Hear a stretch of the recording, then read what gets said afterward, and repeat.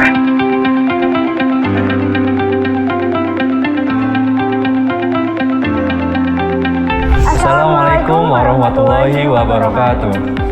Selamat datang di Fakultas Kesehatan Masyarakat Universitas Muhammadiyah Jakarta.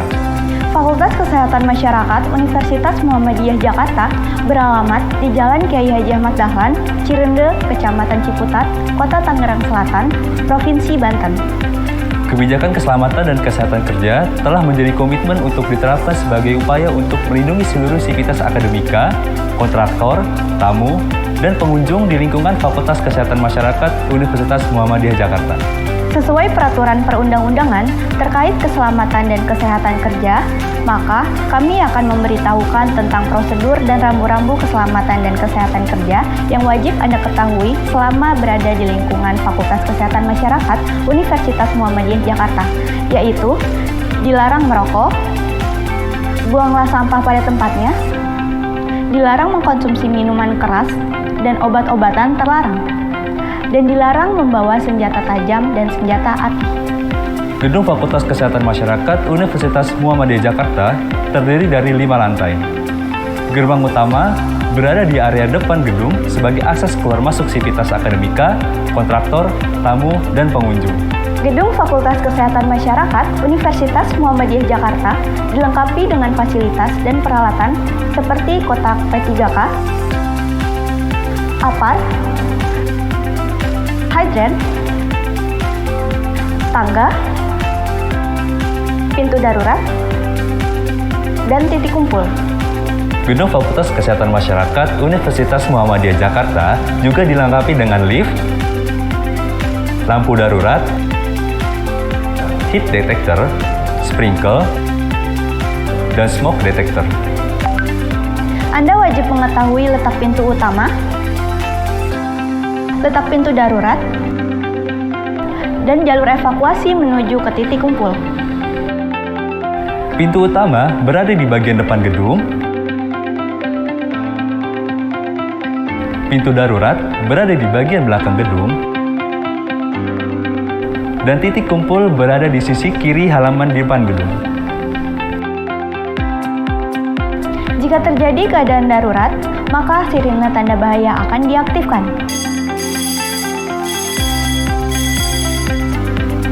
Ikuti prosedur evakuasi sebagai berikut. Tetap tenang dan jangan panik.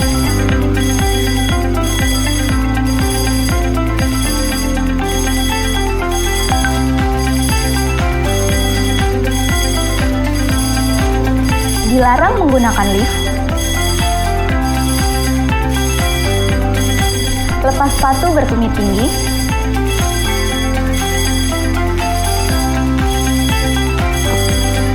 Gunakan tangga darurat.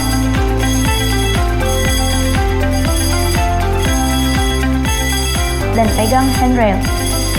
Dan utamakan penyandang disabilitas, ibu hamil, dan anak-anak.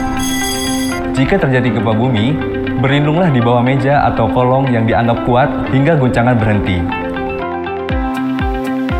Menjauhlah dari kaca, furnitur berat atau besar, atau benda-benda yang berbahaya lainnya. Jika tidak ada meja, berlindunglah pada tiang atau struktur bangunan yang kuat dan pastikan kepala terlindungi. Tetaplah pada posisi ini hingga gempa berhenti dan ikuti arahan petugas menuju titik kumpul.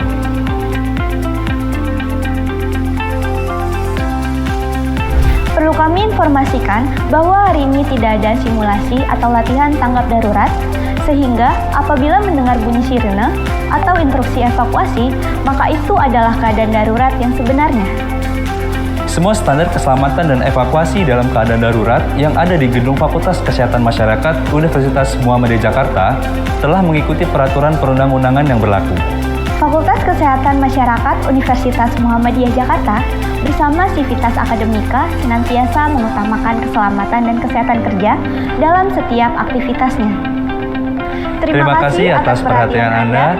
Wassalamualaikum warahmatullahi wabarakatuh.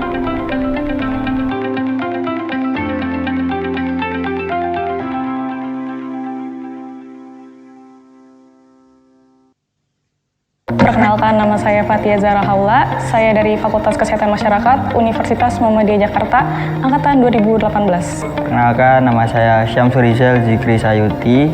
Saya dari Fakultas Kesehatan Masyarakat Universitas Muhammadiyah Jakarta, angkatan 2021.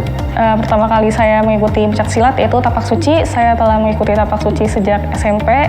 Saya telah melakukan kejuaraan waktu SMP. Kemudian saya lanjutkan lagi di SMA. Saya juga mengikuti kejuaraan di tapak suci.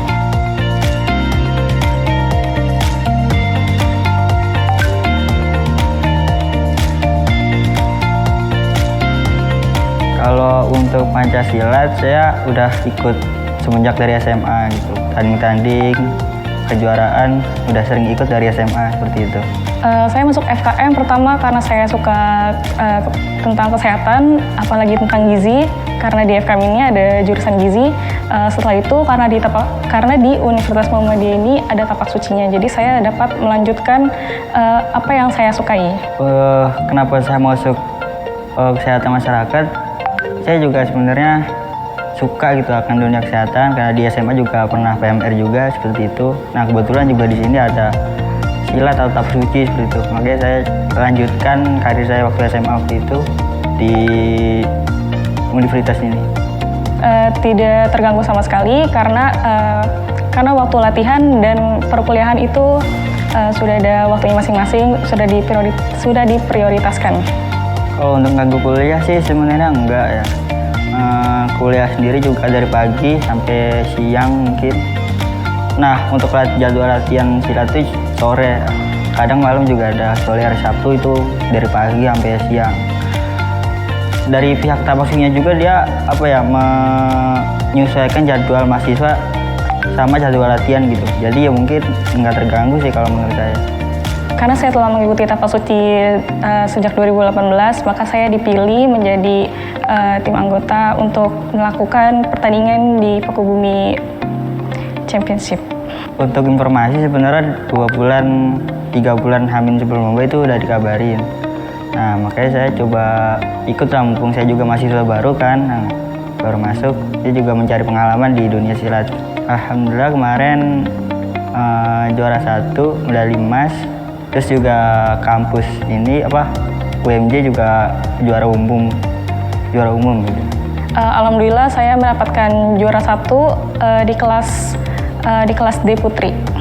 Ya, alhamdulillahnya FKM sangat membantu saya dalam perizinan, lalu para dosen, ibu dan bapak telah mendukung dan mendoakan saya untuk melakukan pertandingan di Pakubumi. Untuk support sih menurut saya juga support. Waktu itu kan pas dikabarin lomba, ada mau lomba, itu kan saya sedang di Pare gitu, program kampus bahasa Inggris di Pare. Jadwal pulangannya itu sebenarnya Februari waktu itu. Nah cuman saya minta izin, mohon untuk 1 bulan saya nggak ikut gitu. Maksudnya 3 bulan itu saya potong jadi 2 bulan di Pare itu. Jadi saya izin ke kampus gitulah, ke pulang untuk persiapan lomba gitu. Jadi mungkin ya supportnya dia ngizinin kayak gitu. Ya, dan berkat itu juga saya juara gitu. Berkat izin dari dosen-dosen, tutor-tutor di sana. Jika kamu mengikuti ekskul silat di sekolahmu, kamu juga bisa loh berprestasi bersama kami di Fakultas Kesehatan Masyarakat Universitas Muhammadiyah Jakarta. Untuk mahasiswa yang mungkin bakal masuk ya seperti itu, nggak usah ragu lah untuk cari bakat di non-akademik gitu, seperti futsal, silat, seperti itu. Kampus atau kami juga pasti bakal mendukung. Kalau aku bisa, kalian juga pasti bisa.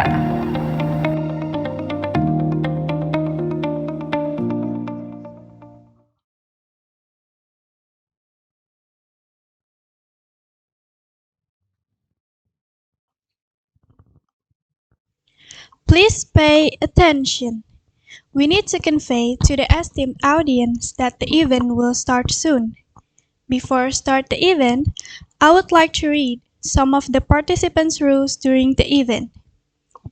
It is expected for all conference participants to fill in the attendance provided by the committee, turn off the microphone in the video during the event, and wear neat clothes. If anyone want to ask, you can click the raise hand button if needed. Participants are prohibited from spamming chat in a Zoom chat column. Announcements. This conference will have 2 days. They're on Tuesday, 28 July, and tomorrow on Friday, 29 July 2022. It's the presentation of research result from each participant. Thank you. Bismillahirrahmanirrahim. Assalamualaikum warahmatullahi wabarakatuh. Good morning to all of us. Alhamdulillahirabbil alamin wa bihi nasta'in ala umuri dunya waddin. Assalatu wassalamu ala asyrafil anbiya'i wal mursalin wa ala alihi wa ashabihi ajmain. Amma ba'du. His Excellency Chancellor Universitas Muhammadiyah Jakarta, Mr. Dr. Ma'mun Murad, Master of Science, The Honorable Advisory Board, Mrs. Dr. Andriani, Master of Public Health, Assistant Faculty of Public Health, Universitas Muhammadiyah Jakarta. The Honorable Mr. Dr. Dahru Fakhri, Pulmonology Specialist, Assistant Faculty of Medicine and Health, Universitas Muhammadiyah Jakarta.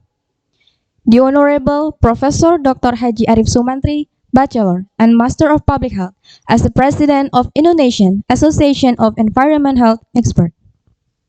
The Honorable Chairman of Second Muhammadiyah International Public Health Medicine Conference, Mrs. Dr. Munaya Fauziyah, Bachelor and Master of Public Health.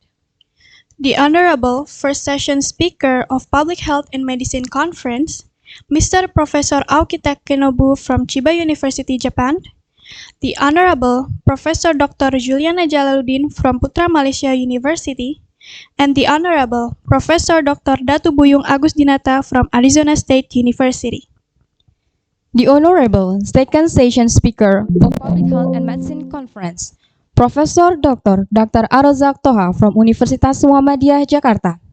The Honorable Mrs. Gita Nirmalasari, Doctor of Philosophy Medical Science, Bachelor of Applied Science and Master in Midwifery from Osaka University. The Honorable Dr. Amelia Afzan binti Mutjamil, Vice President of the Malaysian Association of Maternal and Neonatal Health Mamane, Senior Lecturer and Maternal Fetal Medicine Consultant, Department of Obstetric and Gynecology, University Putra Malaysia. The Honorable Steering Committee and all of the participants of Public Health and Medicine Conference, we could now mention one by one, but happily it will not reduce our respect. First of all, in the name of God, Allah Subhanahu wa Ta'ala, who has given us mercies and blessings, who has given us health and the opportunity, so we can be here in meet virtually through a Zoom meeting today, on Thursday, 28 July 2022, in the second Muhammadiyah International Public Health and Medicine Conference. In this conference, we have the following themes: Stunting, the impact of COVID-19 on food security and nutrition. Before we start the conference, allow me to introduce ourselves. My name is Karima Azahra. My name is Ananda Kezia Nasra. And my name is Dinda Snatul Salsabila. We are as the Master of Ceremony Conference today, and we would like to read several sequence of our agendas today. The first agenda is opening. The second agenda is reading Holy Quran. The third agenda is singing Indonesia Raya, Mars Muhammadiyah, and Mars Faculty of Public Health, Universitas Muhammadiyah Jakarta. The fourth agenda is welcome speech. The fifth agenda is the main event, the presentation of conference material, discussion, question and answer, which will be divided into 2 sessions. The sixth agenda is closing. Those are our agenda today, and the first agenda is opening. Let's we open our agenda today by reciting Al-Basmalah together. Bismillahirrahmanirrahim. The second agenda is reading Holy Quran, which will be read by Mr. Ahmad Nubli, Bachelor of Law, and Karimah Azahra. Time is yours. Assalamualaikum warahmatullahi wabarakatuh.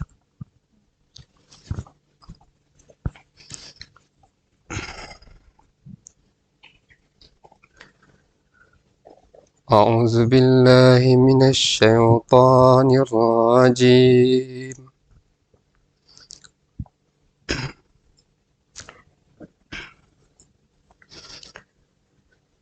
بسم الله الرحمن الرحيم.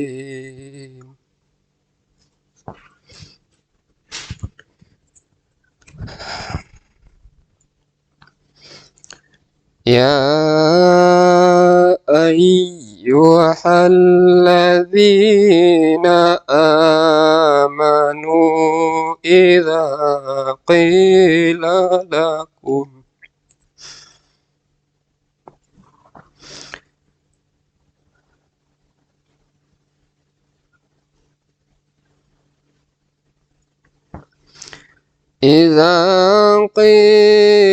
لكم تفسحوا في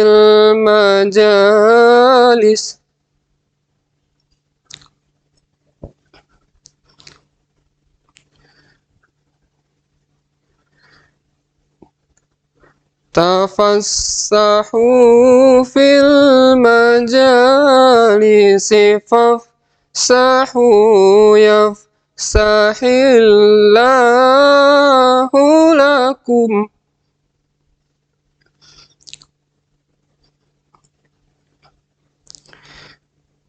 وإذا قيل انشزوا فانشزوا يرفع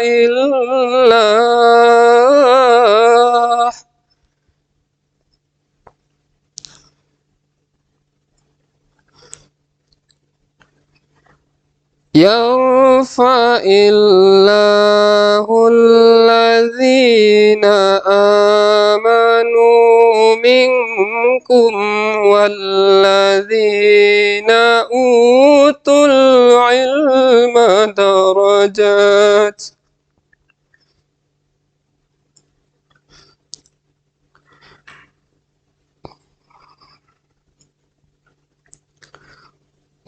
والله بما تعملون خبير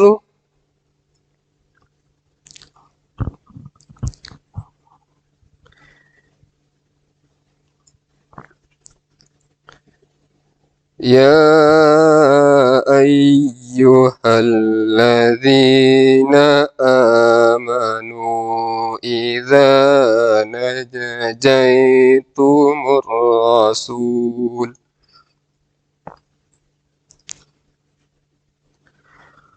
فقدموا بين يدي نجواكم صدقة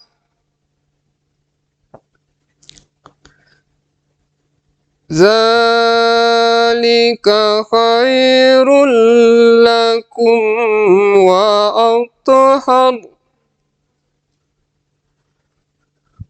فإن لم تجدوا فإن الله غفور رحيم صدق الله العظيم. In the name of Allah, the most beneficent and the most merciful. O you have believed, when your thoughts space yourself, and assemblies then make space, Allah will make space for you. And when your thought arise, then arise, Allah will raise those who have believed among you and those who were given knowledge by their grace. And Allah is acquainted with what you do. O you who have believed, when you wish to privately consult the messenger, present before your consultation a charity. That is better for you and the purer. But if you find no determinant, then indeed Allah is forgiving and merciful. Amin, amin, ya Rabbal Alamin. Assalamualaikum warahmatullahi wabarakatuh.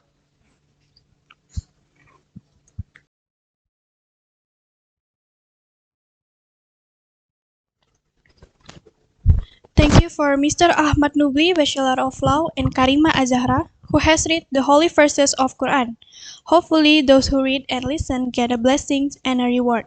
Amin, ya Rabbal Alamin.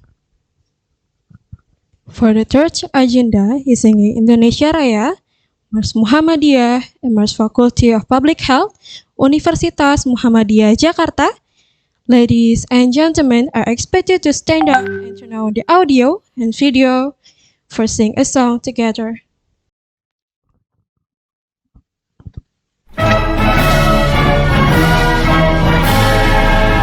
Indonesia tanah airku, tanah tumpah darahku. Di sanalah aku berdiri, jadi pandu ibuku. Indonesia kebangsaanku, bangsa dan tanah airku. Marilah kita berseru, Indonesia bersatu. Hiduplah tanahku, hiduplah negeriku, bangsaku, rakyatku semuanya. Bangunlah jiwanya, bangunlah badannya untuk Indonesia Raya. Indonesia Raya, merdeka, merdeka, tanahku, negeriku yang ku cinta. Indonesia Raya, merdeka, merdeka, hiduplah Indonesia Raya. Indonesia Raya, merdeka, merdeka,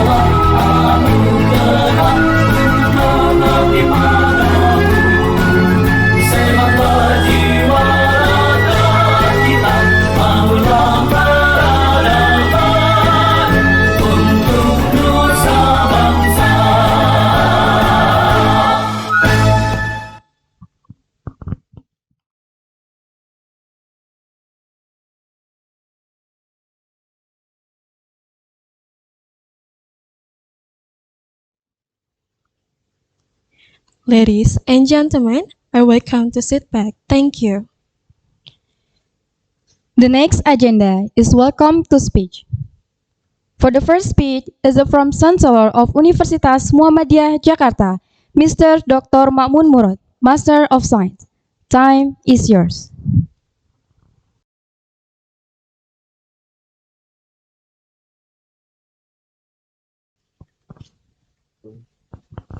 Assalamualaikum warahmatullahi wabarakatuh. Waalaikumsalam warahmatullahi wabarakatuh.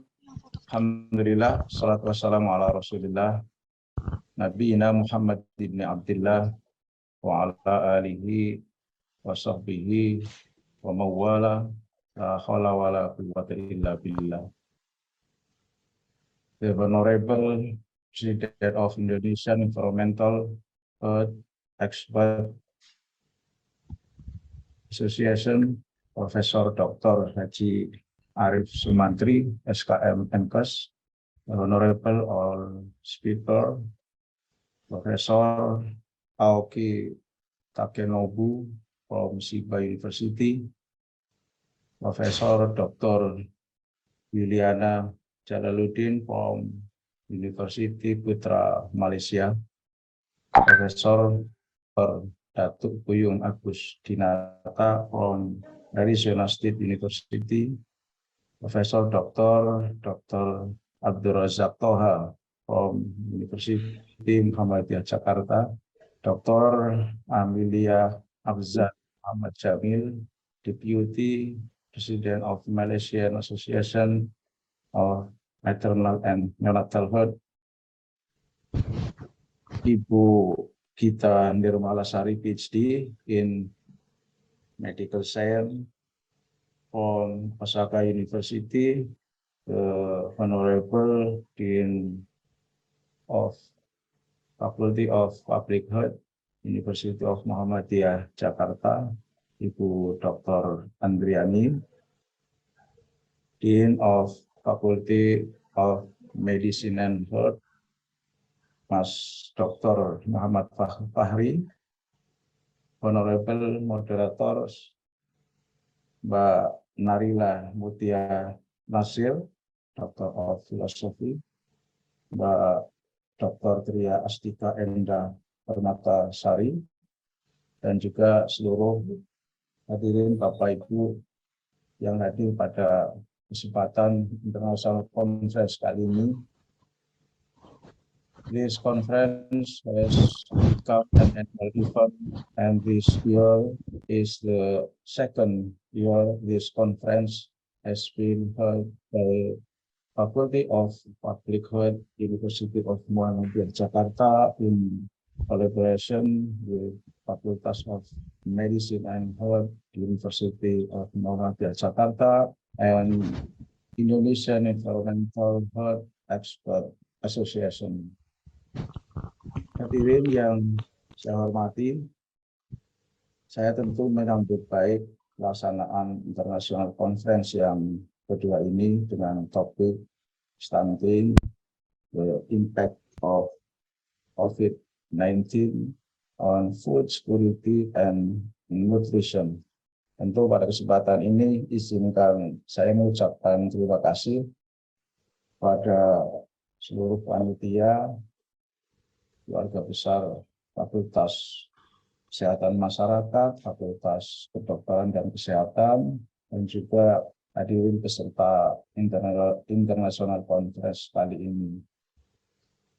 Tema yang diangkat cukup menarik dan faktual terkait dengan stunting, COVID-19, ketahanan pangan, dan juga gizi. Tentu banyak faktor yang menyebabkan tingginya angka stunting di Indonesia. Karena Indonesia termasuk angka stuntingnya masih cukup tinggi. Salah satunya adalah daya beli masyarakat yang menurun, yang tentu pada akhirnya juga akan berpengaruh terhadap kurangnya asupan gizi untuk anak, terutama dalam konteks ini tentu saja adalah termasuk di dalamnya ibu yang sedang hamil. Faktor lainnya tentu lingkungan yang tidak sehat, termasuk di dalamnya adalah sarana air bersih yang tidak memadai, hingga sanitasi lingkungan yang buruk. Dan ini masih banyak dijumpai di Indonesia. Data yang ada menunjukkan bahwa karena COVID-19, angka stunting diperkirakan akan meningkat dari 27% menjadi 32%. Ini menunjukkan bahwa pandemi COVID-19 memang berpengaruh terhadap angka stunting. Karenanya menurut saya penanganannya itu harus komprehensif.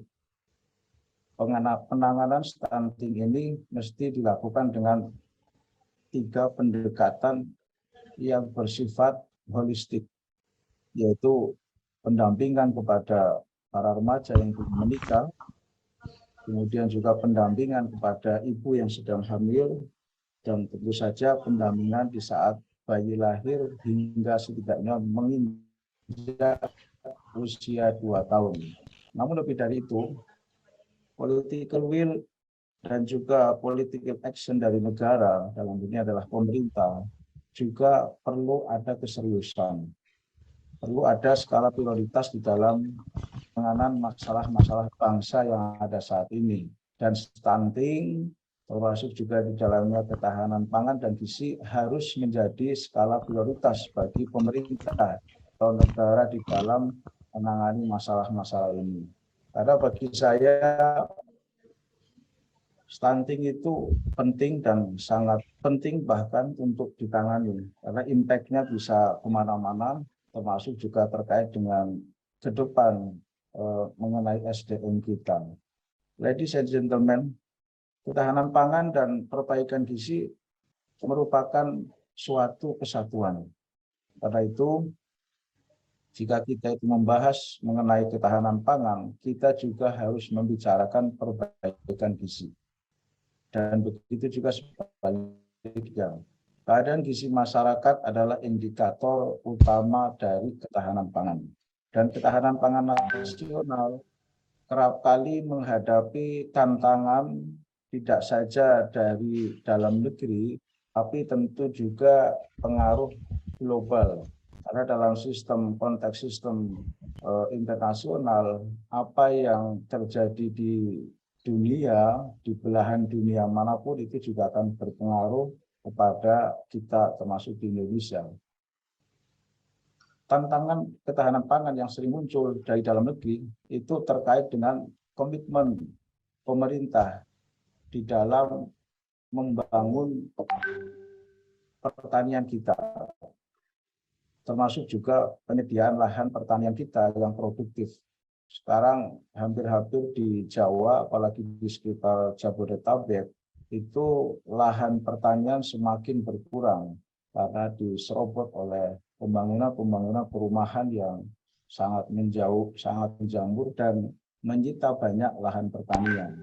Termasuk juga di dalamnya adalah penyediaan infrastruktur pertanian yang memadai.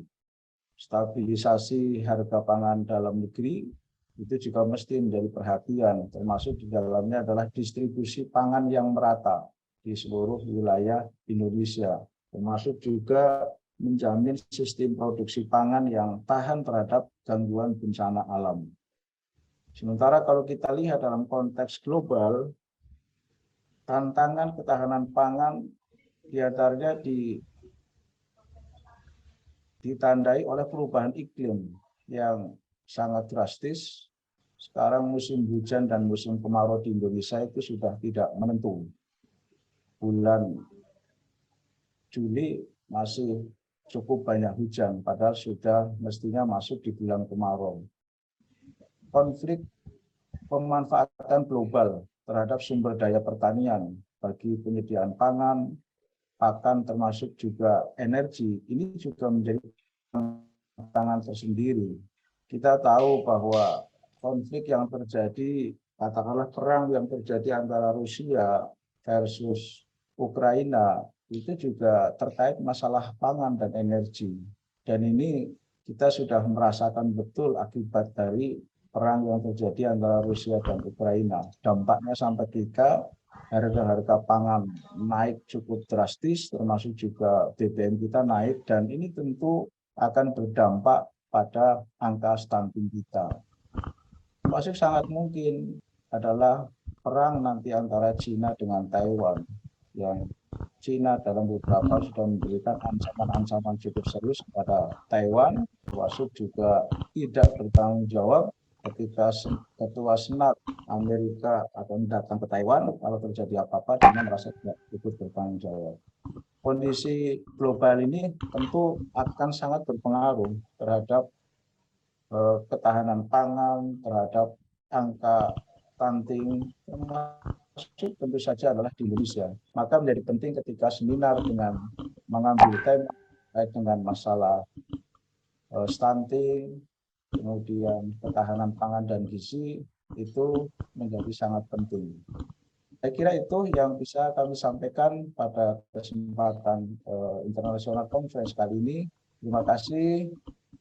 Billahi taufiq wal hidayah. Assalamualaikum warahmatullahi wabarakatuh.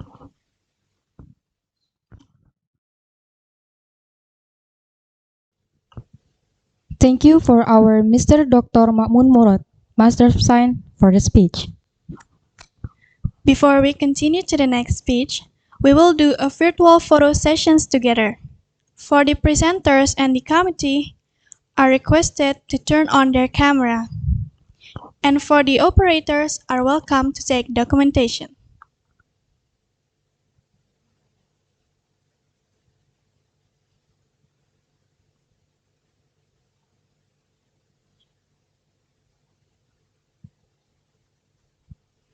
Okay, please be prepared for take the photos. For slide 1, 1, 2, 3. For slide 2, 1, 2, 3. Okay, done. Thank you. For the second speech from the Faculty of Public Health, Universitas Muhammadiyah Jakarta, Mrs. Dr. Andriani, Master of Public Health, time is yours. Bismillahirrahmanirrahim. Assalamualaikum warahmatullahi wabarakatuh. Waalaikumsalam warahmatullahi wabarakatuh. Alhamdulillahirabbil alamin. Wassalatu wassalamu ala asyrofil anbiya'i wal mursalin wa ala alihi wa sahbihi ajmain. Amma ba'du. Rabbi shrah li sadri wa yassir li amri wahlul 'uqdatam min lisani yafqahu qawli. The Honorable Dr. Ma'mun Murad, Master of Science, Rector of Universitas Muhammadiyah Jakarta. The Honorable Dean and Vice Universitas Muhammadiyah Jakarta. The Honorable President of Indonesian Environmental Health Expert Association, Profesor Dr. Haji Arif Sumantri, SKM MKes. The Honorable all speakers, Professor Aoki Takonebu from Chiba University, Japan, Professor Dr. Datuk Buyung Agustinata from Arizona State University, Arizona, Professor Dr. Abdul Razak Taha from Universitas Muhammadiyah Jakarta, Professor Dr. Juliana Jalaluddin from University Putra Malaysia, Malaysia. Dr. Amelia Afzan Muhjamil, Deputy President of Malaysian Association of Maternal and Neonatal Health. Gita Nirmala Sari SST MKep, Doctor of Philosophy in Medical Science from Osaka University. Honorable Moderators, Narila Mutia Nasir, SKM MKM, Doctor of Philosophy, Dr. Tria Astika Endah Permatasari, SKM MKM. Honorable colleagues, ladies and gentlemen. Ladies and gentlemen, in this opportunity, allow me to welcome all of these conference participants by thanking and praising to the Almighty God for all His blessing, grace, and mercies that have led us gather in this room in excellent condition and health.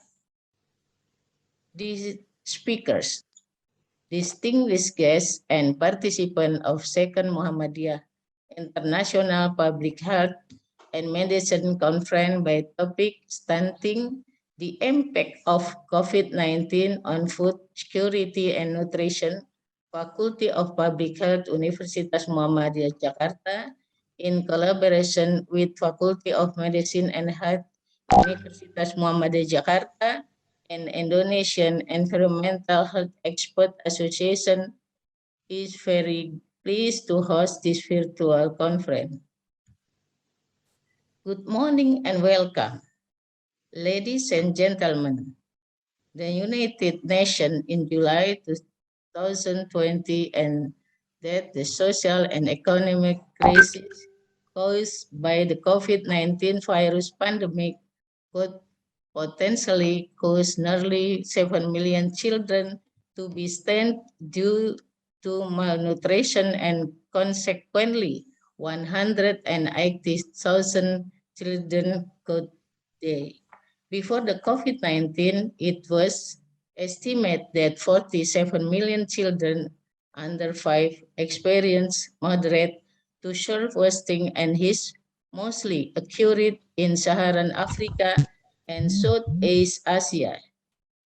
The COVID-19 pandemic added to the risk of possibly increasing the number of stunting, so that with this, the prediction of reducing and the stunting rate in Indonesia to 14% in deems difficult to achieve. This will be a new challenge to reduce the stunting prevalent rate in Indonesia with a target of 14% by 2024. Ladies and gentlemen, the conference like this can provide a valuable opportunity for research scientists, industry specialists, and decision makers to share the experience. I'm grateful to the experts who have come to share their knowledge in this conference. I also welcome the representative of governments, industrial association, and NGO who have joined us. I'm sure you'll have fruitful and rewarding exchange both today and tomorrow.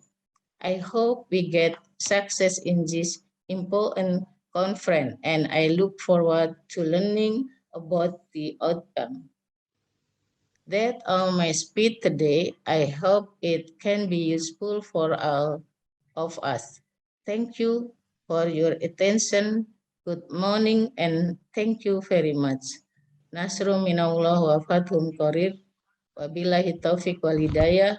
Wassalamualaikum warahmatullahi wabarakatuh. Waalaikumsalam warahmatullahi wabarakatuh. Thank you for our Mrs. Dr. Andriani for this speech.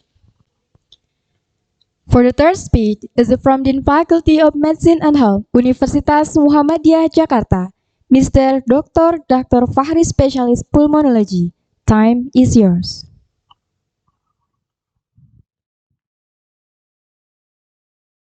Thank you very much. Assalamualaikum warahmatullahi wabarakatuh. Bismillahirrahmanirrahim. Alhamdulillah rabbil alamin. Wassalatu wassalamu ala asyrafil anbiya'i wal mursalin wa ala alihi wa sahbihi ajma'in. Amma ba'd.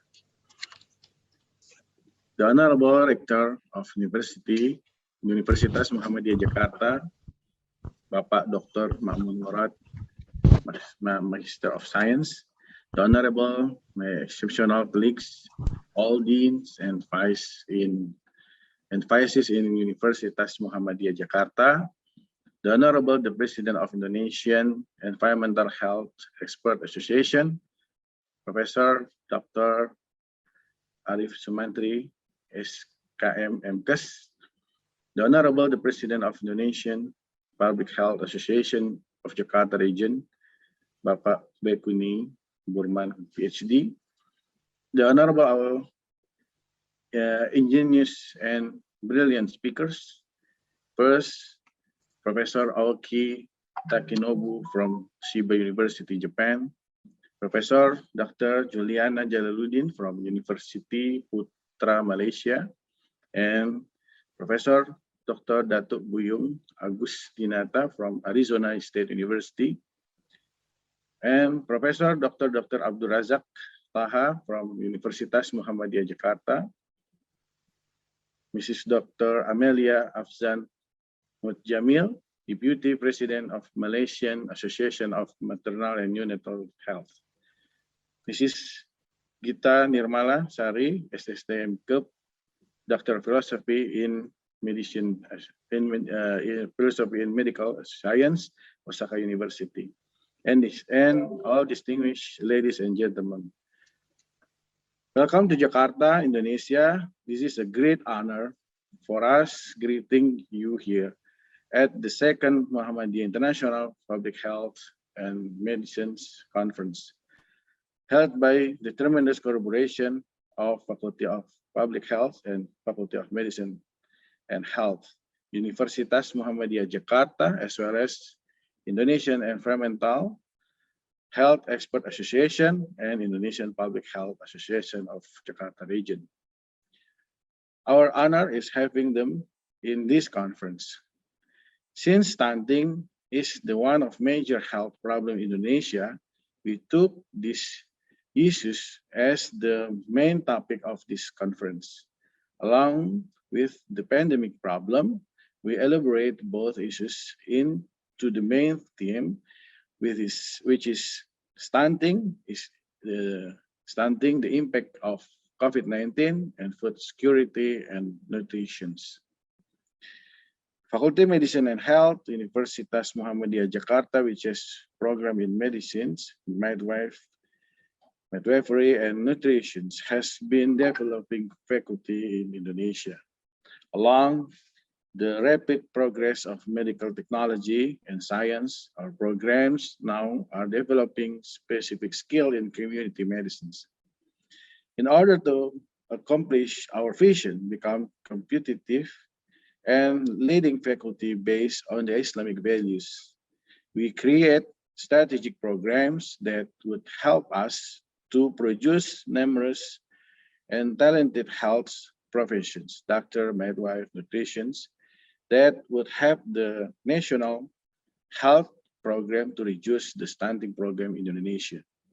One of the programs is conducting the tremendous conference with interesting topics.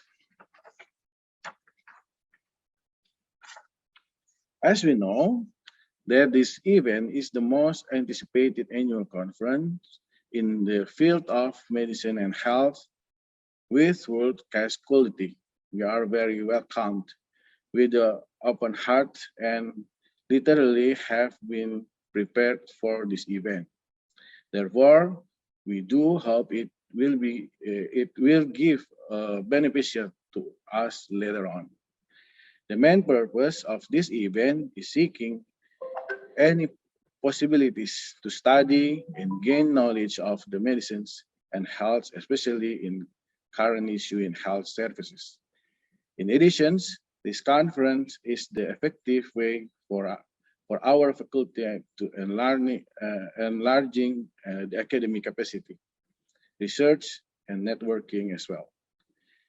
At last, we are highly welcome for any feedback and advice for better future conference. Thank you very much. Assalamualaikum warahmatullahi wabarakatuh. Waalaikumsalam warahmatullahi wabarakatuh. Thank you for our Mr. Dr. Fahri Specialist Pulmonology for the speech. For the last speech is from President of Indonesian Association of Environmental Health Expert, Professor Dr. Haji Arif Sumantri, Bachelor and Master of Public Health. Time is yours.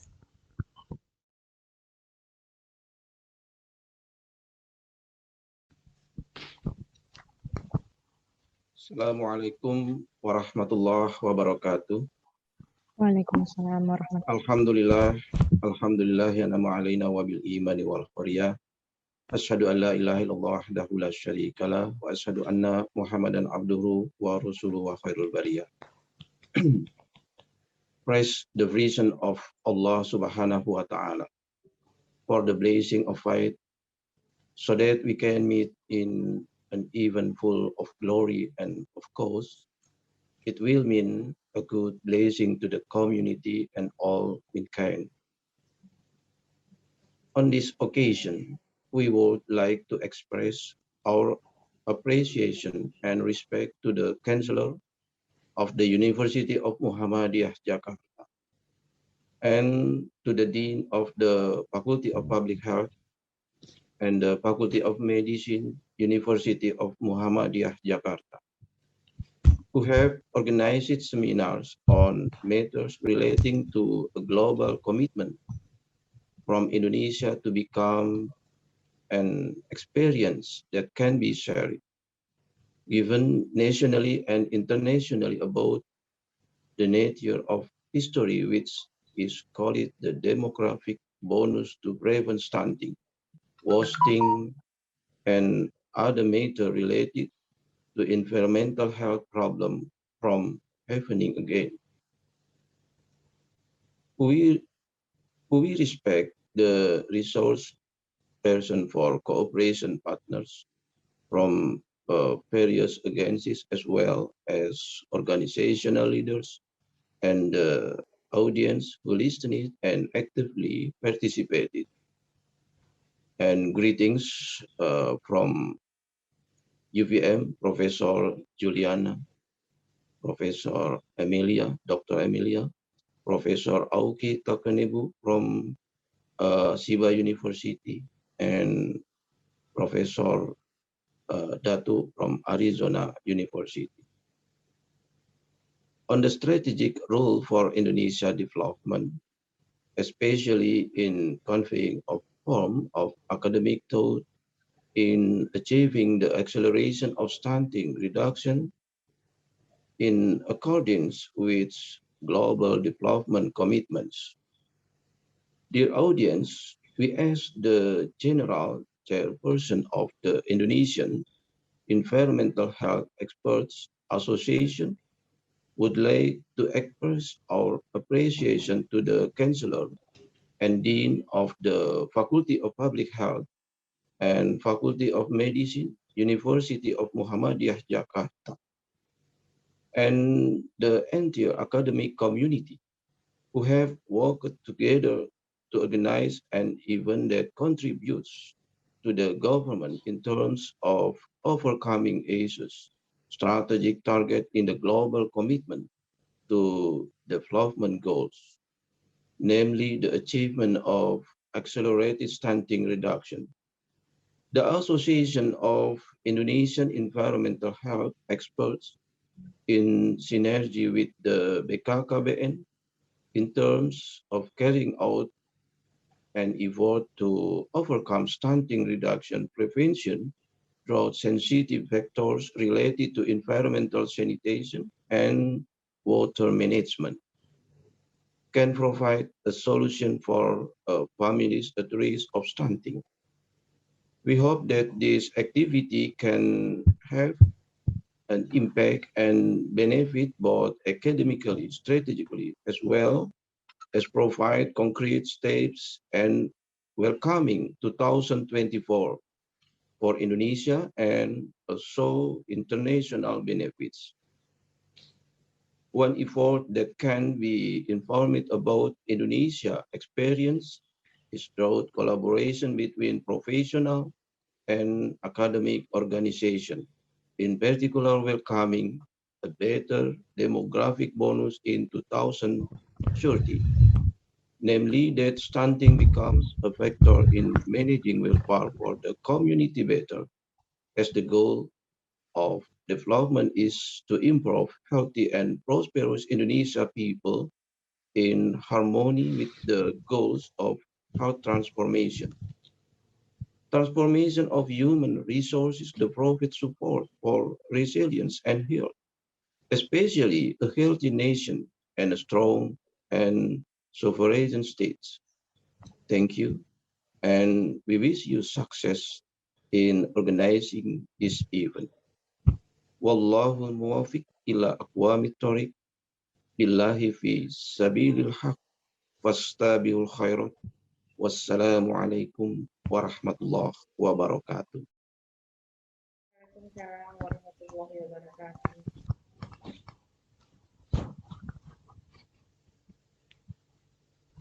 Thank you for Professor Dr. Haji Arif Sumantri for the speech. The next agenda is the main event presentation of conference material, discussion, question and answer, which will be divided into two sessions. Allow me to read the CV from our moderator, which will be guarded in the first session. Mrs. Narila Mutia Nasir, Bachelor, Master, and Doctor of Philosophy of Public Health, Education, Doctoral Graduated School of Human Science, Osaka University, Japan. Bachelor and Master of Public Health in University of Indonesia. Work experience, serial lecture, Faculty of Health Science at University Islamic Syarif Hidayatullah, Jakarta, 2018 up to now. In addition, she has 19 journal publications, 23 scientific presentations, then has obtained 8 research experience, and she active in several organizations. One of which is MIPHMC as Secretary General in 2022. In 20. For Mrs. Naril Mutia Nasir, Bachelor and Master of Doctor of Philosophy, time is yours. Okay, thank you Dinda, Karima, and Nanda. Bismillahirrahmanirrahim. Assalamualaikum warahmatullahi wabarakatuh. Good morning, everyone. First, I want to say my greetings to Honorable Mr. Dr. Ma'mun Murad, MSc Rector of Universitas Muhammadiyah Jakarta, Honorable Mrs. Dr. Andriani MKes, the Dean of Faculty of Public Health Universitas Muhammadiyah Jakarta, Honorable Mr. Dr. Fahri, Specialist Pulmonology, Dean of Faculty of Medicine and Health Universitas Muhammadiyah Jakarta, Honorable Professor Dr. Haji Arif Sumantri, SKM MKes, President of Indonesian Environmental Health Expert Association, Honorable President of Indonesia Public Health Association Jakarta Region, Mr. Baikuni Purman, PhD, all speakers and participants. We warmly welcome you to the second Muhammadiyah International Public Health and Medicine Conference in 2022, organized by Faculty of Public Health Universitas Muhammadiyah Jakarta in collaboration with Faculty of Medicine and Health Universitas Muhammadiyah Jakarta, Indonesian Environmental Health Expert Association, and Indonesian Public Health Association Jakarta Region. This year, the theme of the conference is Stunting, the impact of COVID-19 to food security and nutrition. And today, this session, please allow me, Narila Mutia Nasir, as your moderator for this session. We are still facing COVID-19 pandemic. According to the Worldmeter, there are more than 578 million COVID-19 cases globally up to now, and more than 6 million death cases. While in Indonesia, the total cases until July 26 are more than 6.1 million cases with more than 43,000 active cases. And we know that recently the cases are increasing in many countries, including in Indonesia. It means that we still have to focus on COVID-19. But within 2 years, many things happen. This pandemic has impact on many sectors, not only health, of course, economy, social, unemployment may cause food insecurity, which can lead to stunting, one of the problems. So, as we know that Indonesia is trying hard actually to reduce the number, the prevalence of stunting. In 2019, the data shows that the prevalence of stunting in Indonesia was 27.7%, while the target in 2024 will be 14%. But due to the pandemic, we may think that the situation getting worse about the stunting. We still need to struggle to overcome this problem. So in this session, we have 3 great speakers who will share and discuss about the experience and how to handle stunting from different perspectives. Our first speaker, I welcome Professor Aoki Takenobu from Chiba University. So, hajime mashite, sensei. But first, I want to share his curriculum vitae first. Let me, okay, thank you, Yunda. Okay, Professor Aoki Takenobu was born in Tokyo, and now his current position as a visiting professor Center for International Research and Education, Chiba University, Japan, and major field is cultural anthropology, Indonesian area study, environmental sociology, and the recent research topic is about Indonesian performing arts, environmental problem in Indonesia, and Islam in Southeast Asia. So for the education, Professor Takenobu graduated from Faculty of Letters in Chiba University, Japan, and then he was the exchange student in Gajah Mada University. So I'm sure the Indonesian language is a very fluent, yeah. Compared to me, my Japanese is mechakucha. Okay, and then the next, and then the master in Graduate School of Human Science, Chiba University, and then the PhD in the Graduate University for Advanced Study. And he has the teaching experience also, so many teaching experience. From 1996, Bahasa Indonesia in Faculty of Letters, Chiba University, Japan. So until now, so please Yunda, move, okay. Yeah, and then publication, he also has so many publications. Next, Yunda. In Japanese, in English, and then, okay, next. Yeah, so we can see that so many paper that Professor Takenobu has. In Indonesian also you can find. So without more time, I want to invite Professor Aoki Takenobu to join in this session. Professor Aoki Takenobu is already here. Yes. Hi. Yeah. Okay. Okay. Thank you. Arigatou gozaimasu. Hajime mashite. So, Hajime mashite. So, yoroshiku onegai shimasu, sensei. こちらこそよろしくお願いします。Hi. You are Japanese and well, very well. Well, 9 years I live in Oh, Osaka. really? Oh, yeah. But my Japanese not really good. Thank you, sensei. Okay. Okay. You want to share by yourself, sensei? Or you want to us to share the PowerPoint? Oh, okay. Yunda already shared. Okay. Okay. Okay, sensei. So I ask Ayunda-san. Okay. Yeah. Hi. Okay. Thank you, moderator, Miss Dr. Nalila Mutia. Thank you. And good morning for all participants, and especially to conference committee. I'm very honored to be invited to this morning conference as speaker.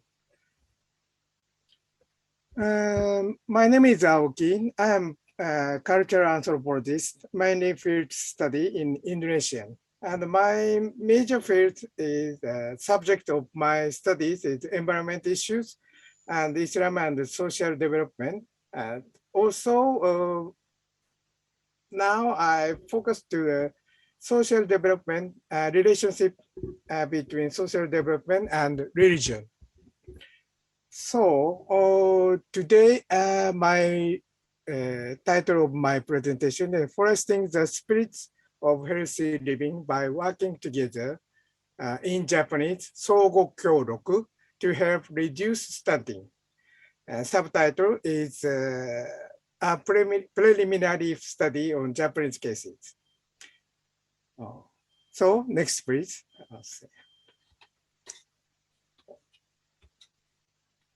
In this morning, in this my presentation, I will introduce two programs against children's stunting in contemporary Japan and consider its socio-cultural aspects from the viewpoint of Sogo Kyoryoku in Japanese, working together or mutual helping.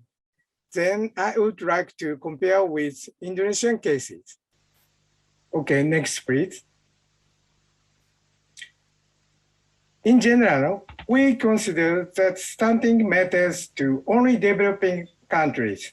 However, developed countries like Japan also suffer stunting. Why and how does stunting occur in Japan? What are the problems? In the next chapter, I will try to, in the next section, I will try to answer these questions. In section 3, I will introduce two types of programs against stunting in Japan. That is, Kodomo Shokudo, Children's Cafeteria, and Kyushoku, Gakko Kyushoku, School Lunch Service, and consider its socio-cultural aspects. Then, in fourth and fifth sections, I will analyze the socio-cultural characteristics of Sogo Kyoryoku, mutual helping, in Japan from the description in third section about Kodomo Shokudo, Children's Cafeteria, and Kyushoku, school lunch. Furthermore, we will try to compare the mutual help in Indonesia. At last, in the last section, I will try to summarize my discussion. Thank you. Please next. Sorry, return to, okay. Okay, page 3, return to, okay.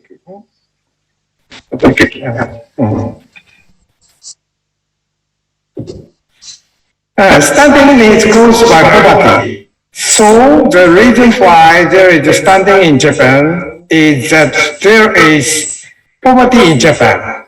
Poverty is usually measured as absolute or relative poverty. For instance, Council of Europe said absolute poverty, also called extreme poverty, is the lack of sufficient resource to scale necessity,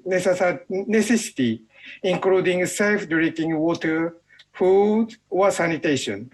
The poverty line is often calculated based on income, where the income of a person or a family falls below a certain level considered to be the minimum required for a reasonable standard of living. This person or family is considered poor. The World Bank currently defined absolute poverty as living on less than 1.25 US dollars, equaling about 0.9 euro a day. The World Bank estimated that in 2005, 1.4 billion people were living in absolute poverty. On the other hand, Council of Europe explained relative poverty as follows. In Europe, also Japan, poverty is generally understood as relative poverty, in which case a person or a household is considered poor when their income and resources are worse than what is considered adequate or socially acceptable in the society in which they live. Poor people are often excluded from participating in economic, social, and cultural activities considered the norm for other people, and their enjoyment of fundamental rights may be restricted.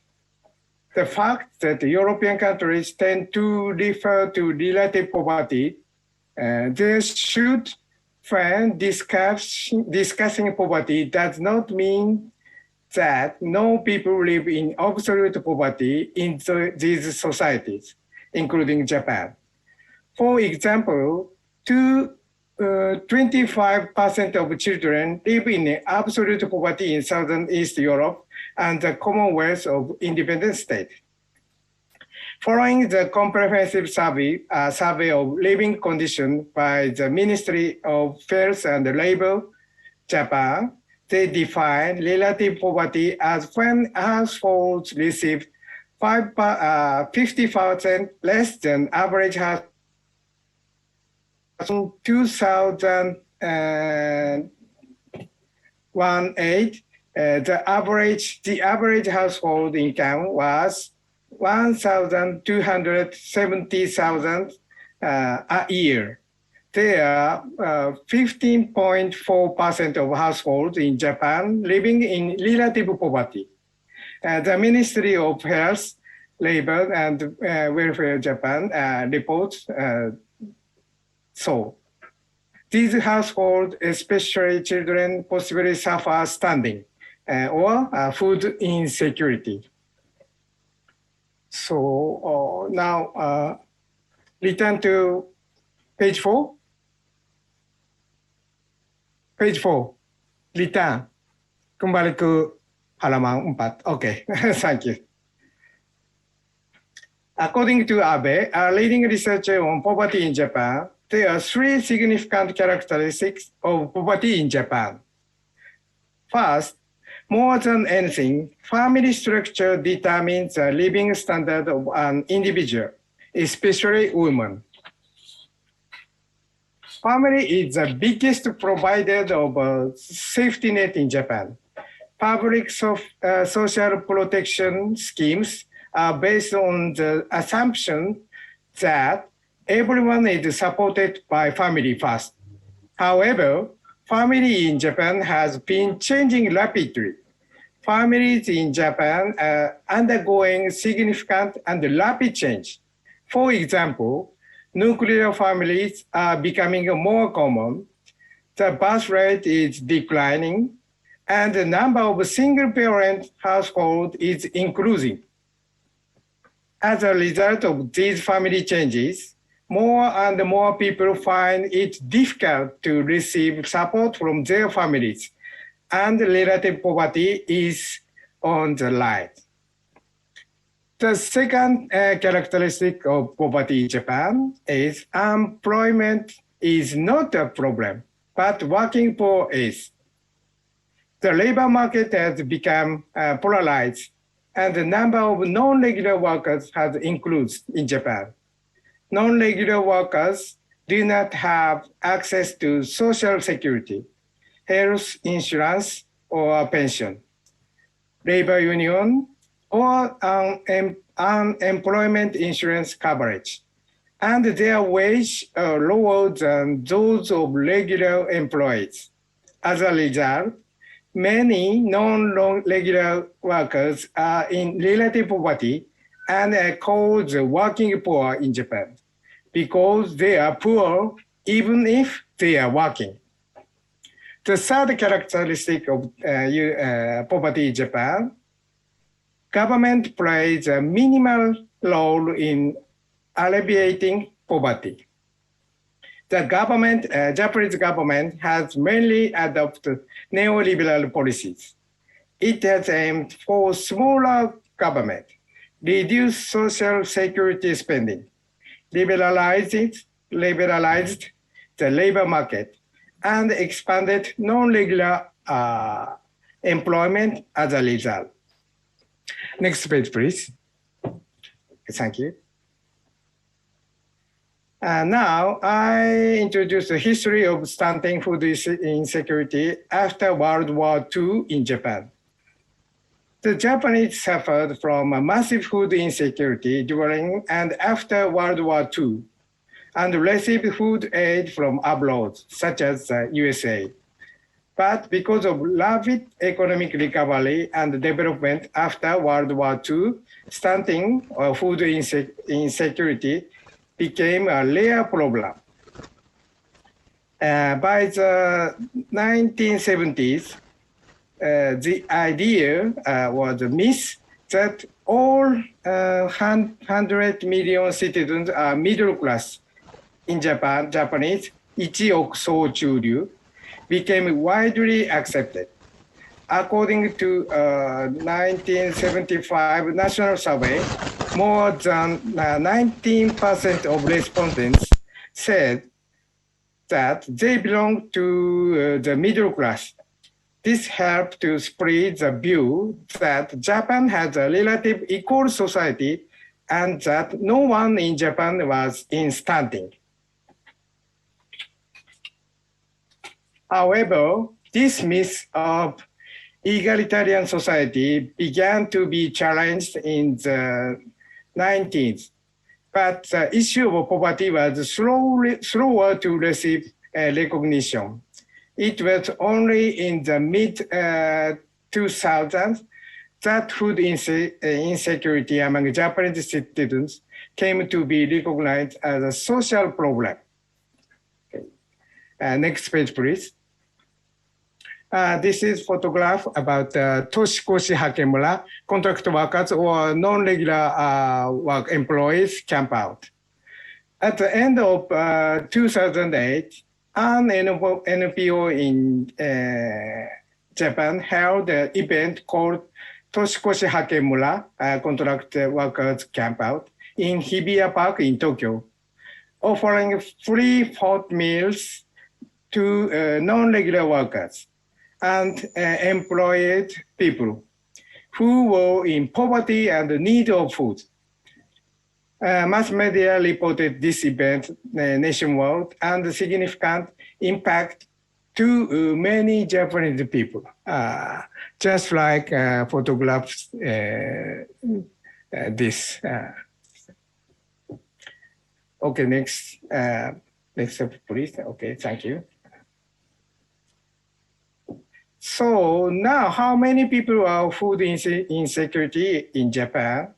The Food Bank NPO, Second Harvest Japan, estimate the number is at over 2.3 million, of which 70% are elderly, 20% are members of single mother-headed households, 9.8% are foreigner, and 0.2% are homeless people. Furthermore, in National Institute of Population and Social Security Research surveys of over 10,000 households, a total of 14.8% of households experienced food insecurity in the past year, with 1.6% of often, 4.7% of sometimes, and 8.5% of rarely households experiencing food insecurity due to financial reasons. Based on 2001 survey of 8,000 households by the Tokyo Metropolitan Government, as Abe notes, that about 10% of children in Tokyo, which is the highest average income in Japan, Tokyo, but about 10% of children in Tokyo experience food insecurity. Next, thank you.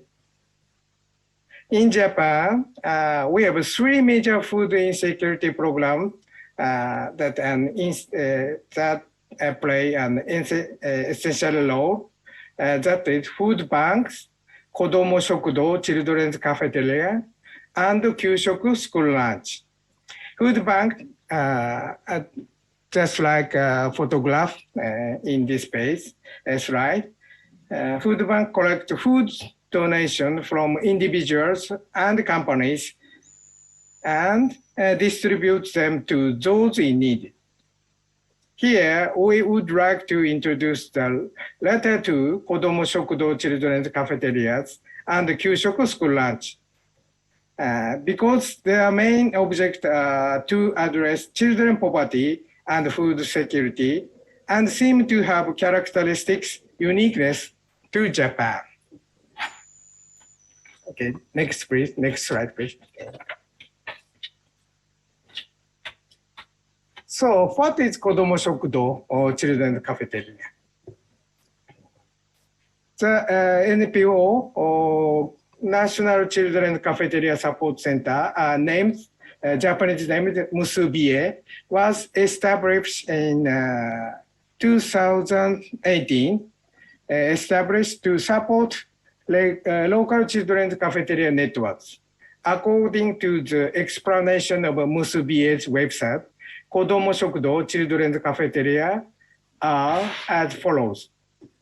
Kodomo Shokudo children's cafeteria are free or low-cost dining halls where children can go alone. Some cafeterias are also called community cafeterias or Minna no Shokudo in Japanese, cafeterias for everybody. Children's cafeterias are private, voluntary, and spontaneous efforts. However, despite the lack of a public system of support their operation.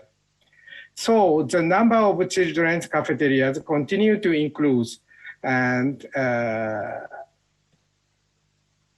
currently stand at about 6,000 across the country in Japan. The objectives vary from providing meals to hungry children to eliminating orphaned children, providing nutritional education and flavorful ingredients, to creating a place for community interaction. During the COVID-19 pandemic, the children's cafeteria, Kodomo Shokudo, is no longer held as a place for children to stay. However, it maintains ties with children and families raising children through food pantry activities, such as distributing box lunches and food items, making the most of its daily connection with the community. Next slide, please.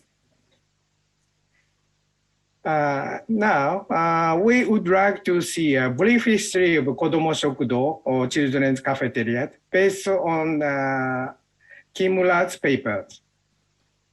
Kimura described the first Kodomo Shokudo in Japan as follows.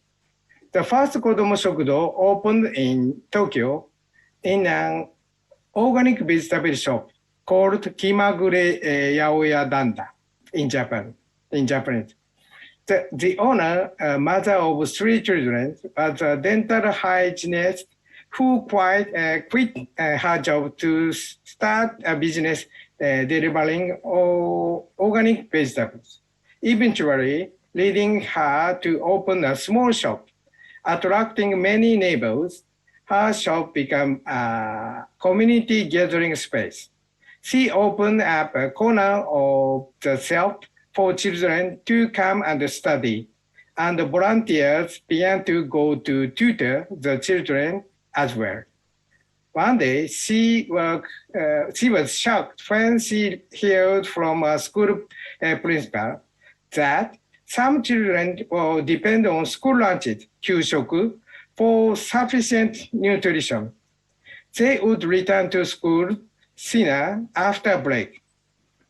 Wanting to do something about this situation, she opened the Kodomo Shokudo children's cafeteria in the summer of 2012. It now serves dinner at a cost for children of 100 yen, Japan, once a week. After that, in 2013, Kanamecho or Asayake Kodomo Shokudo in Tokyo, which was started by Kuribayashi Chieko. This is the second Kodomo Shokudo in Japan. According to the Musubie's report, since the first children's cafeteria Kodomo Shokudo opened in 2012, the number of children's cafeteria nationwide has increased from 190 in 2016, 2,284 in 2018, 3,718 in 12-19, 4,960 in 2020, and now to 6,007 in 2021. Just like we can see the table in this slide. Okay, please next slide. There are three main characteristics of Kodomo Shokudo children cafeteria as follows. First, they are not limited to children from low-income families, but are available to all children. Second, they are volunteer-based and mainly established voluntarily, but a variety of individuals and organizations host them. And in recent years, some have been led by local governments. Third, the activities of children's cafeterias are not limited to the provision of meals, but their primary purpose is to provide a place for children to stay. Okay, please next slide. And we can point out 5 issues or 5 problems as the main challenge for Kodomo Shokudo children's cafeteria as follows. First, insufficient numbers to serve all children in need. Secondly, insufficient staff and funds. Thirdly, the number of children served is limited by location. Sometimes the location is very not so wide, so the number of children served is limited. Fourthly, it is often perceived that only children from low-income families are eligible for the program. It is not socially recognized that all children are eligible, and the program's primary purpose is to provide a place for children. Some children avoid coming to the Kodomo Shokudo children's cafeteria due to the shyness and reticence. Some children feel shameness or shyness to come to Kodomo Shokudo because they are afraid they are from poor families. Fifth, the activity itself was restricted due to the COVID-19 pandemic. Next slide, please. Next, I will introduce the next program against food insecurity in Japan, Kyushoku, Gakko Kyushoku, school lunch. This is a photograph about Kyushoku in Japan. Maybe Nalila-san, no. Yeah, I know very much. I know very much. And I express, no. Yeah, my son go to public school. So in Osaka? Yes. Okay, okay. So the next one is example of the menu for Kyushoku in Adachi, Tokyo. And in Kyushoku, light is Kyushoku and the children's eating together in classroom, their classroom, eating together, Kyushoku. And the children serve and clean up the Kyushoku. Okay, next slide, please. According to the school lunch implementation survey, survey by the Ministry of Education, Culture, Sports, Science and Technology, Japan, a very long name. In 2018, the school lunch implementation rate in Japan's national public school was 99.1% for elementary schools and 89.9% for junior high schools.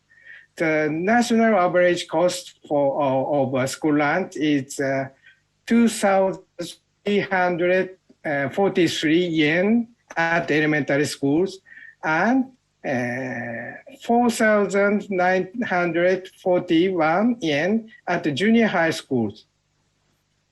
So an average per lunch 200 or 300, about 200 or 300 yen. Oh, return to, okay. Average cost mass paid by each family, but this cost is not so expensive. About 200 or 300 yen a day is relatively cheap. For instance, average lunch fee in Japan now about 518 yen in 2020. So in Japan now we can see lunch box cost 500 yen. It's one coin lunch. It's the cheapest lunch for everyone. Also, please, next slide. The newspapers, Asahi Shimbun, reports how school lunch support or very partial support child poverty at the very edge. I want to cite some of the cases presented there.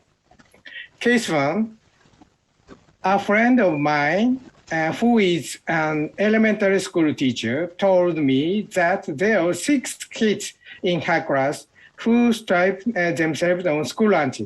She said that they are skinny when the summer vacation is over. Case 2, I work at the elementary school making school lunches.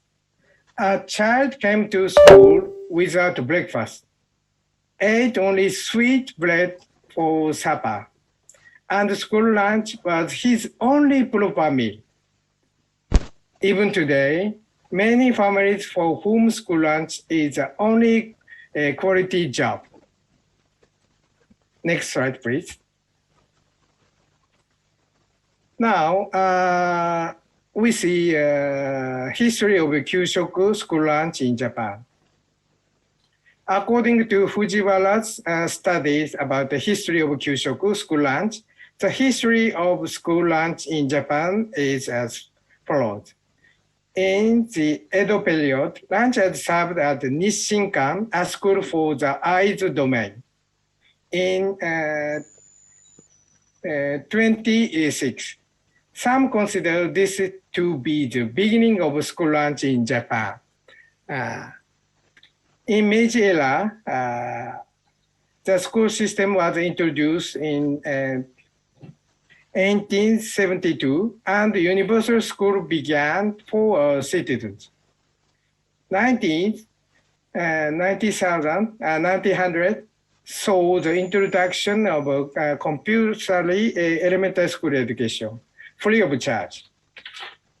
The first Kyushoku school lunch after the Meiji era began in 1889 at the private. The name is the Chuai Elementary School in Tsuruoka City, Yamagata Prefecture.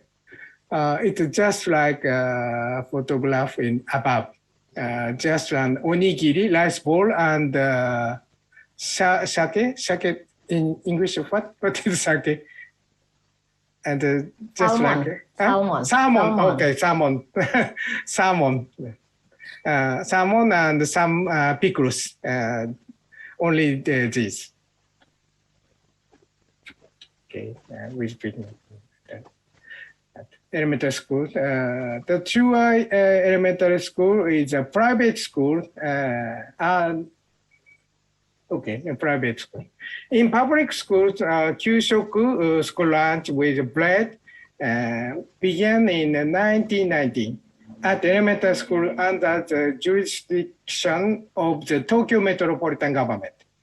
Later, school lunches spread throughout the country because 1939 Great Kanto earthquake, Kanto Daishinsai, and the poor harvest of 1931 and 1934 in Tohoku underscore the growing awareness of the vital role school lunches play in the nutrition status and health of children. During and after World War II, Kyushoku school lunch played an even more significant role in food shortage in Japan. I took a photograph from a website by the government, Ministry of Agriculture Affairs, and the Taisho era from 1912 to 1926. They served Kyushoku just like the left one. And only rice and miso soup. And the Showa era, they served bread and milk and some goregan, maybe not cutlet or chicken, fried chicken and vegetables. And now Heisei era and Reiwa era nowadays just like this. Okay, please next slide. And there were three main characteristics of the Kyushoku school lunch in Japan. First, consume the same menu in the classroom. Children with allergy or those who cannot eat certain foods, such as Muslim children, are allowed to choose a unique separate menu or bring their lunch from home. Just like photograph, children serve themselves and eat together in the class and clean up themselves.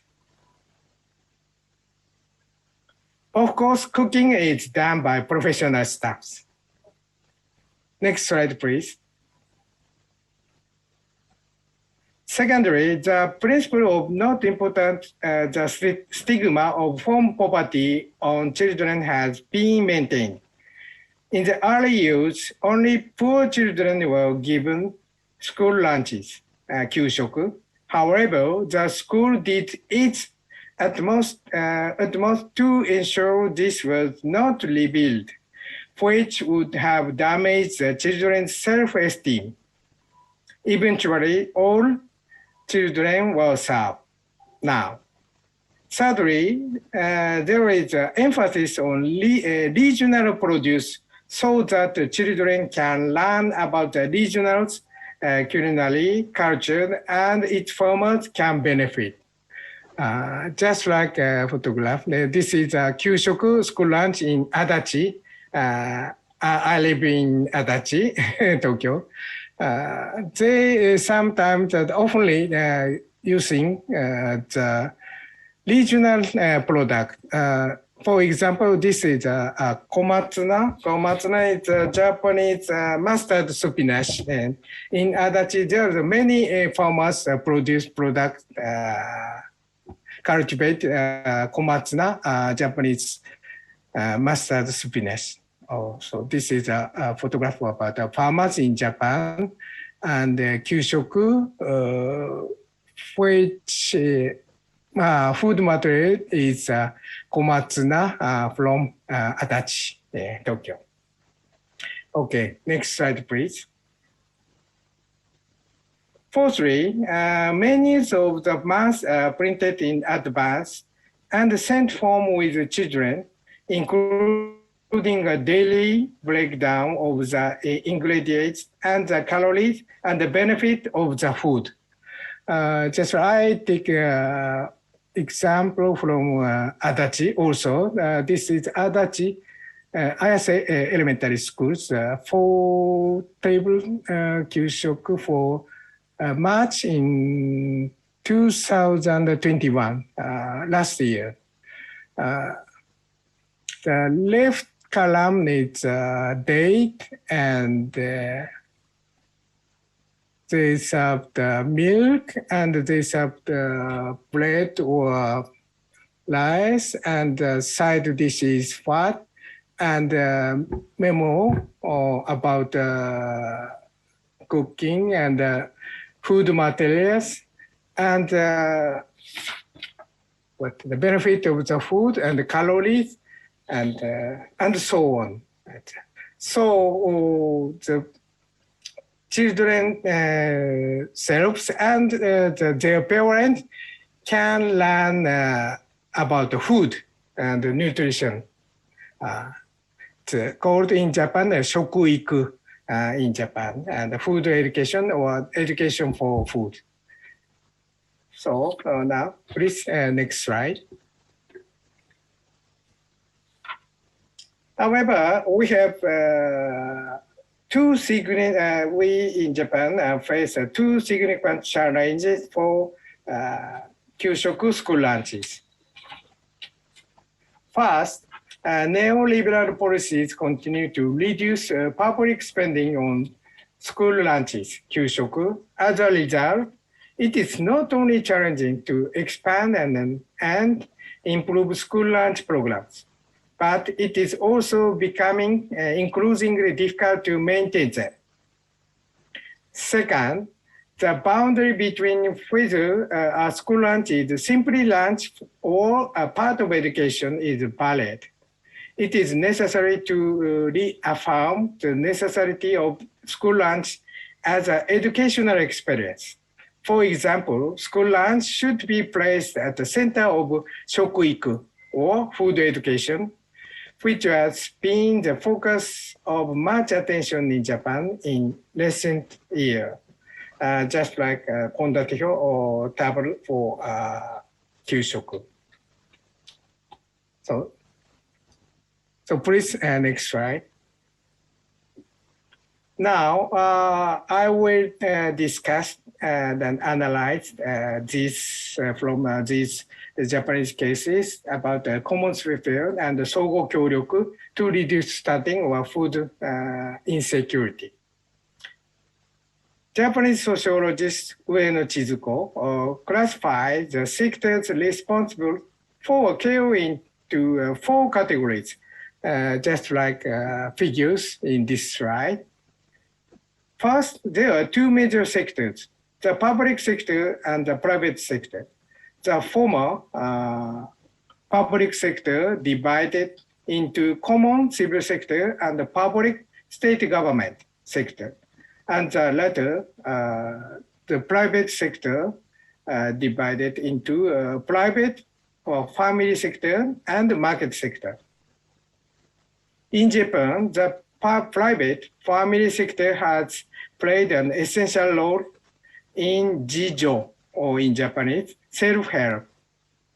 On the other hand, kojo, public assistance by the government, as we have seen, has continued to be reduced due to the neoliberal policies and has increasingly been entrusted to the market.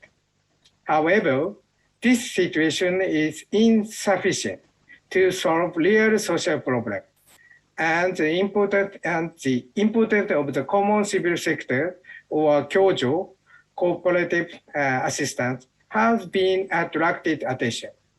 On the other hand, in developing countries such as Indonesia, or public institution like the common or civil sector or social capital, such a community, plays a significant role in covering the weak point. Please, next slide.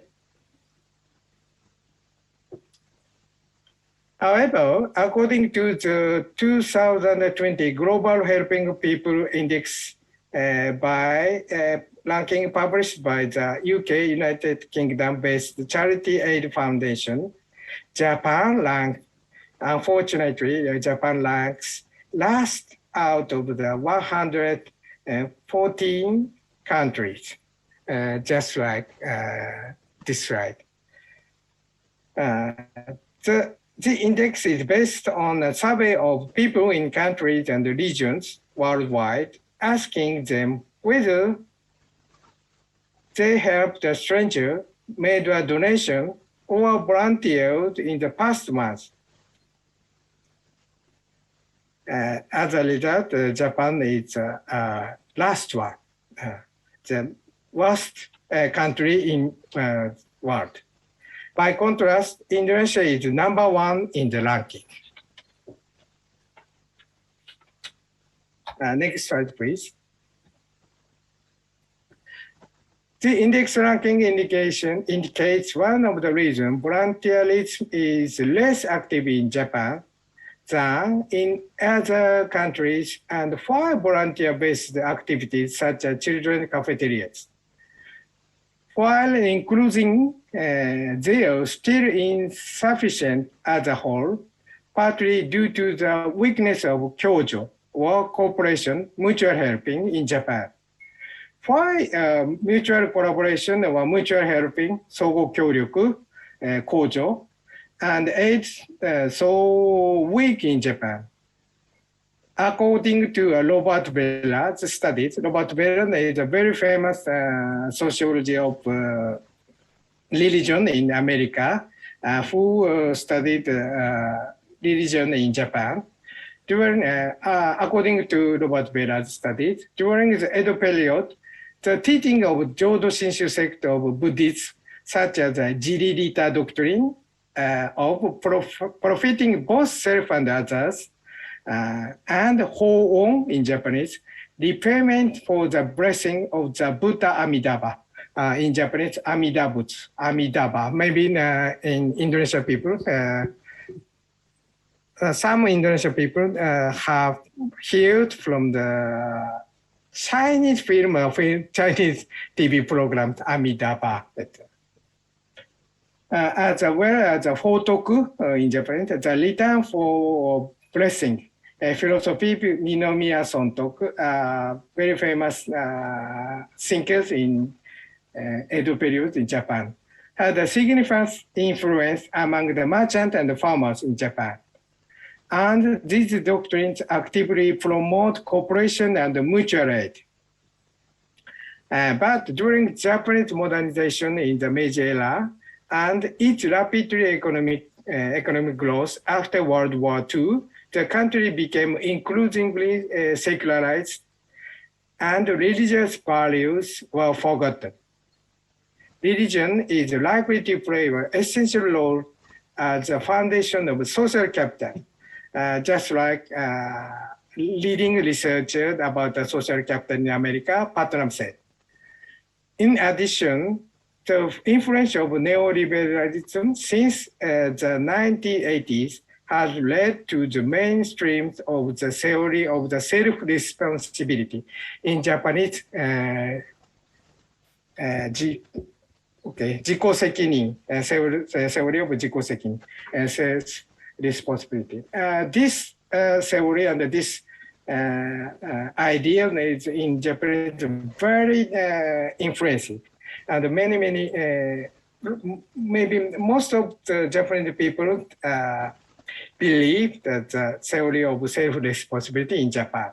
That is, on my opinion, that is very critical problem in Japan now. Next slide, please. Next slide, please. Ayunda-san? Wait a moment, sir. There's a problem here. Oh, sorry. Sorry. Okay, thank you. On the other hand, religious values still play a significant social cultural role in Indonesia and the basis for fundamental social relations. This is likely essential in Indonesia's #1 ranking in the 2020 World Giving Index. This is, I take a website by the Charity Aid Foundation, that's #1. Number 2 is Kenya, number 3 is Nigeria, Australia, number 5. Okay. Please, next slide.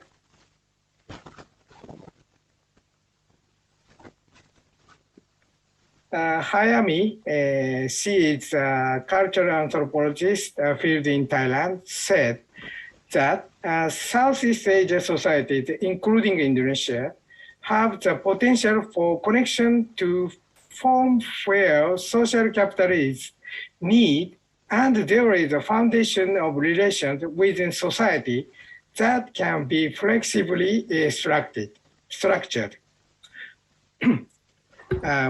Next slide, please. For example,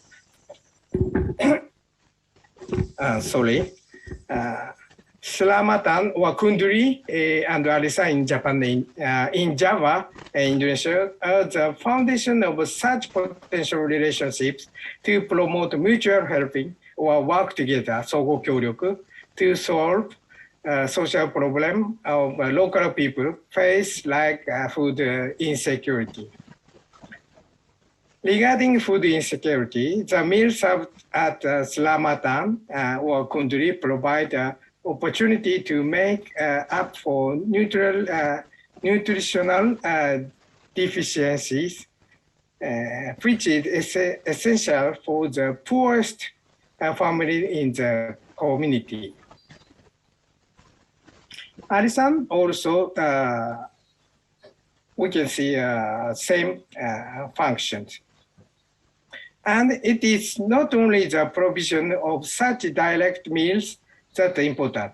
In a village in the suburbs of Yogyakarta, where I stayed for a long time for my field research, neighbors cooperated in preparing meals to be served at Selamatan Kunduri, and the low-income families took the initiative and the priority in participating to cook meals, just like photograph in middle.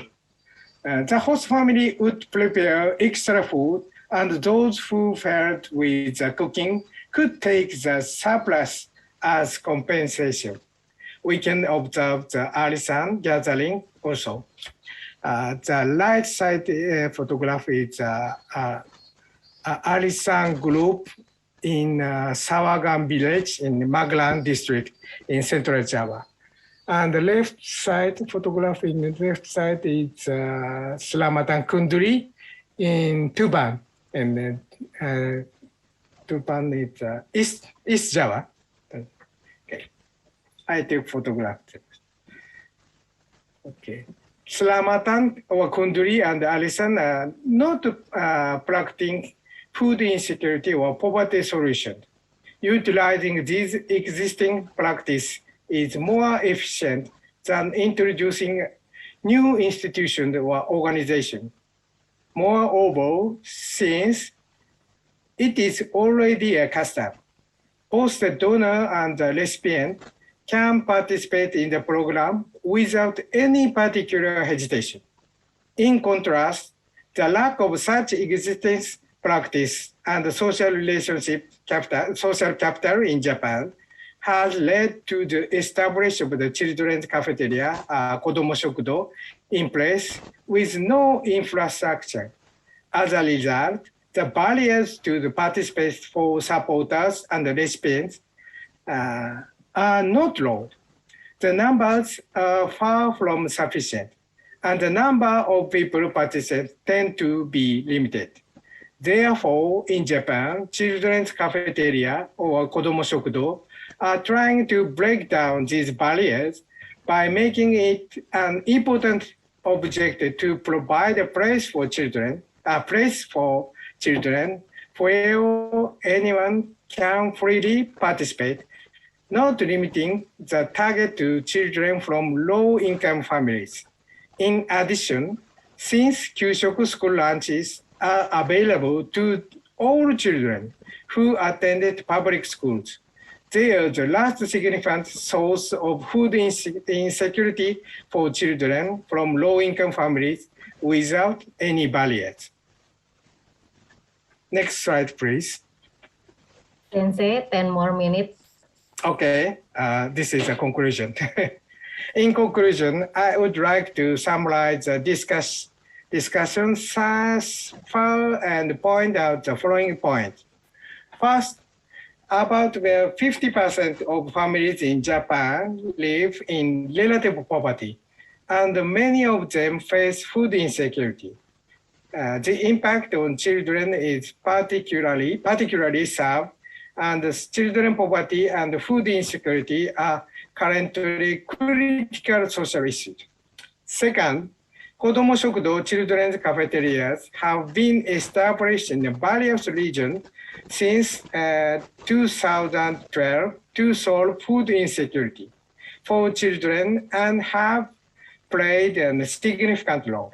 However, activities are still insufficient due to a lack of human and financial resources. Therefore, Kyushoku school lunch, implemented in almost all public elementary and junior high schools, has become the last breakwater to solve child food insecurity. Third, both the Kodomo Shokudo Children's Cafeteria and Kyushoku school lunch programs target all children, not just those from low-income families, making it easy for children facing food insecurity to receive meals without hesitation, without leaving a stigma on them.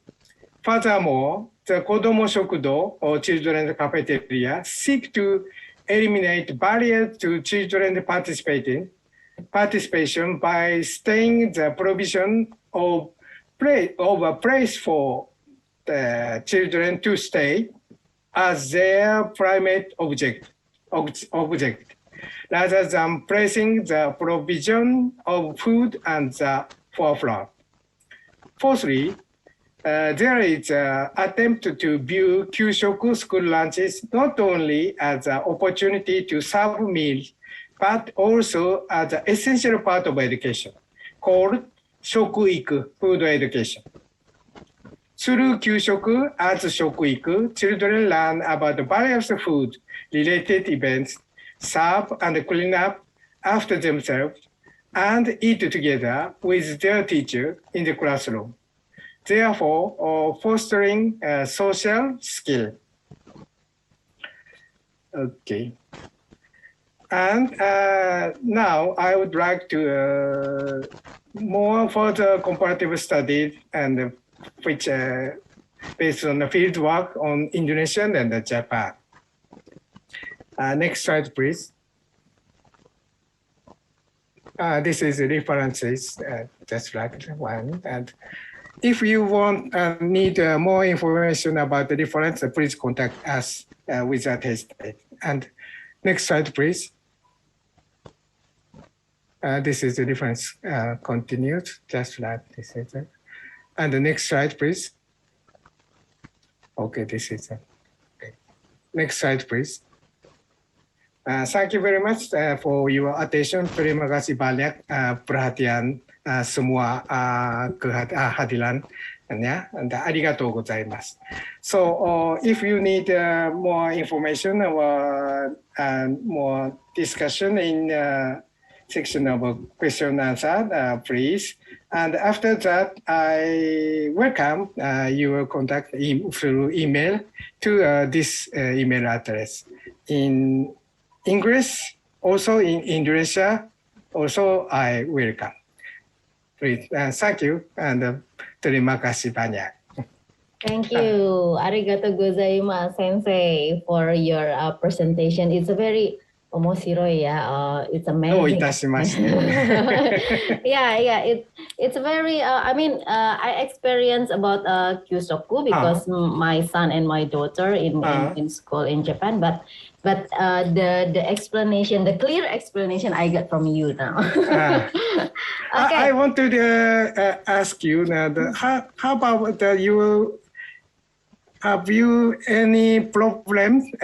Your children at the school lunch, Kyushoku, as a Muslim? No, they because they provide the home menu to send to us as a parents, and then they just circle the day where the food is not available for our children because it's contain pork, or so we have to replace. So my son will bring his own bento to school, but it's not. Not every day. Yeah, maybe one month, maybe only twice. Yeah, but it's very Benry, yeah. So how I can say Benry. Okay, thank you very much. And I'm sorry. Okay, is there any question for? Yunda, yeah. Is there any question? Please, you want to tell by yourself in Indonesia? I think Sensei is okay, right? Oke, di Indonesia, bahasa Indonesia juga Indonesia tidak apa-apa. Tidak apa-apa. Tapi sebelumnya saya minta maaf, bahasa Indonesia saya itu tidak begitu baik. Iya. Apalagi ya kalau walaupun apalagi saya salah dan bahasa Jepang saya yang lebih berantakan, Sensei. Oke, Yunda. Okay, I think we have a question. It's Yunda or others? It's me, Dr. Ani Hasibuan. Oh, okay. Dr. Ani Hasibuan. Please, Dr. Ani. Yeah, thank you. And welcome to Indonesia in virtual Takenobu-san. I'm listening to your speech this morning, and I'm sorry I cannot vision my camera since I'm still fighting Jakarta traffic jam. I'm still on the road. Okay, I'm a neurologist, Takenobu-san, and I've been working for our government since 2008.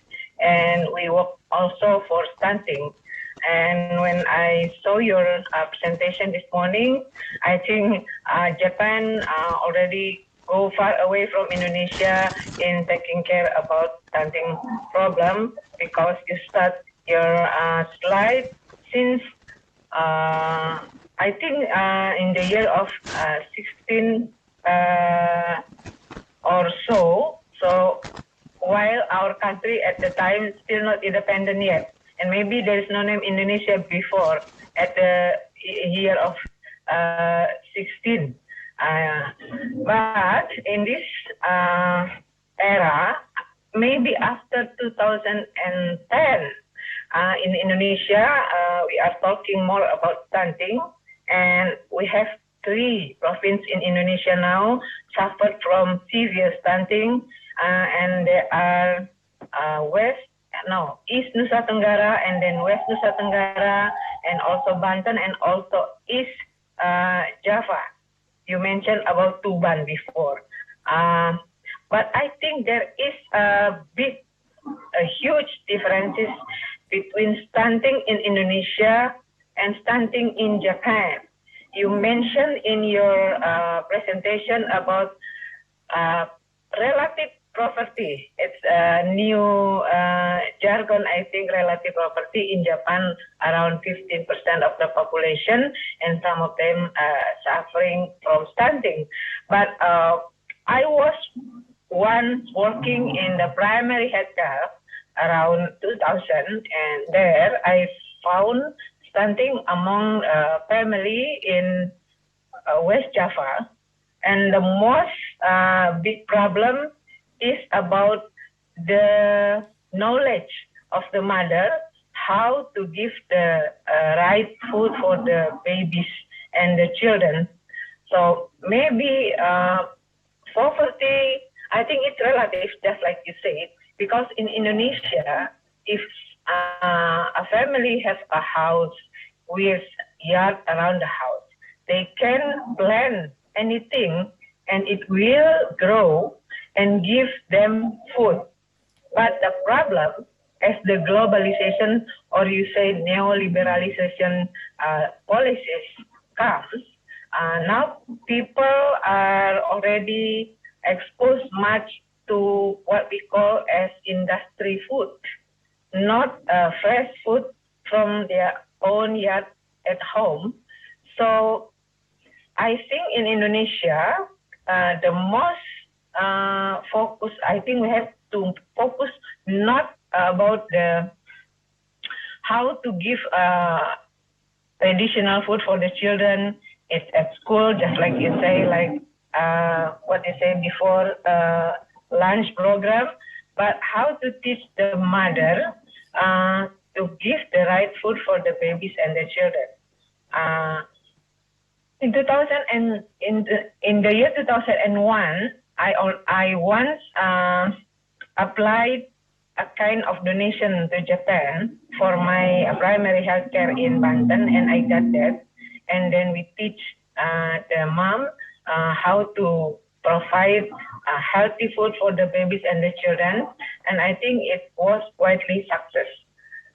Is there any possibility now that maybe Muhammadiyah Jakarta, smaller than Indonesia, ask donation to Japan to do such thing? That's the first thing. Is there any aid from Japan to every country or any country like our country in Indonesia to solve the stunting program? That is the first. And the second, I want to ask, how is the success rate of giving lunch program? I don't know, what is your what is the name of the program? The name of the program is Kyushoku. In the school program, Judo Shinsu, no. Kyushoku. Kyushoku? Kyushoku. Okay. Kyushoku. Kodomo Sukudo and Kyushoku school lunch. How is the success rate of the Kyushoku school lunch in solving stunting program in Japan? That is my question, Mr. Thank you. Yeah. Thank you, Dr. Ani. And please, Takenobu Sensei, is there any possibility for aid donation from Japan, and how is the success rate for Kyushoku and or Kodomo Shokudo for stunting? Okay, thank you very much for Ani-san, Dr. Ani. Thank you for your very nice question. I try to answer your question. Unfortunately, I don't have, and maybe in Japan, no formal data, statistic data about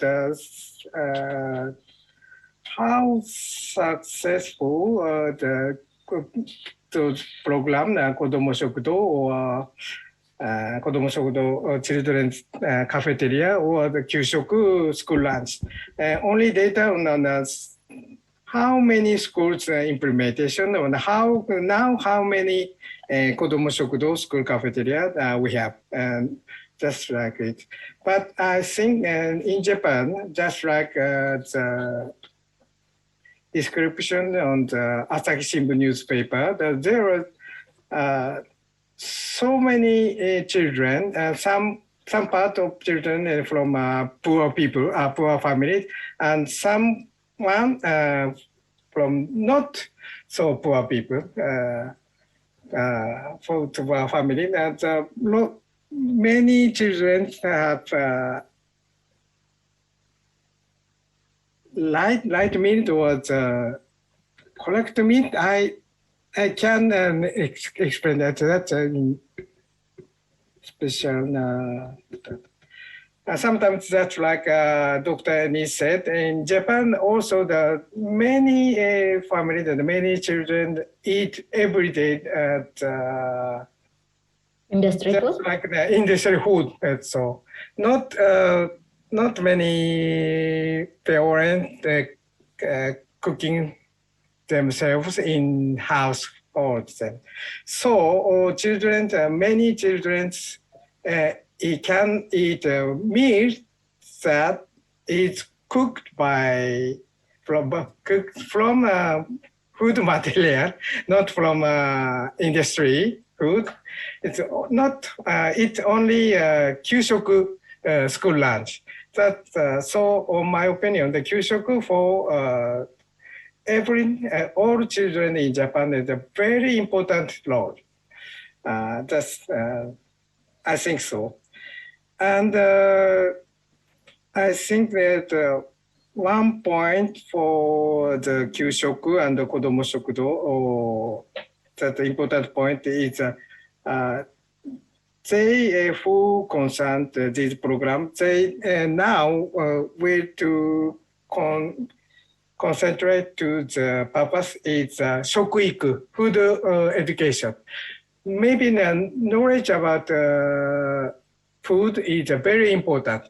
Just like Dr. Ani said, sometimes in village in West Java, that lots of mothers is lack of knowledge for of food for their children. So in Japan, I think the situation is not so far. So shokuiku, food education is very important. So through the Kyushoku school lunch program, children receive learn much about the food. It's very important, and I think it's very efficient and efficient program. Maybe I think so. Okay. Okay. Sensei, thank you. Actually, we almost run off time, but there's one question about the Kyushoku. Right. But the question is in Indonesia in chat is how the role of family to provide the nutritional need, because the Kyushoku is provided by school, right? Yes. Yeah, it's in public school or in private school also, Sensei? Almost public school implement, but private school is partly. Partially. So which level? I mean, provide a public school, it's only elementary school or also in junior and senior high school? Also junior high school. Also junior high school. Implement rate is relative low with elementary school, but almost about 90% of public junior high school have Kyushoku school lunch program. And senior high school also? Senior high school, no. No, okay. No, very rarely. Oke, jadi ternyata tuh Kyushoku itu diberikan atau makanan di sekolah itu diberikan untuk SD dan SMP ya, yang paling banyak sih di SD gitu ya, SMA tuh nggak ada. Jadi memang setiap hari diberikan, exception for if like halal food ya, Sensei, if like halal food, so maybe parents allergy, so parent has to provide from home. Other than that, so school will provide all the complete meals ya. Okay, Sensei. Complete meal, yeah. That's right. Complete. Thank you very much. Actually, I want to ask more, and I'm sure that the participant really interesting with the Kyushoku and Kodomo Shokudo. Because I think this one of the thing, the effort that Japanese government try to reduce the stunting. If Dr. Ani said that how the successful rate, actually you said there's no data, but I can see actually because of milk, it start from the Showa era, right?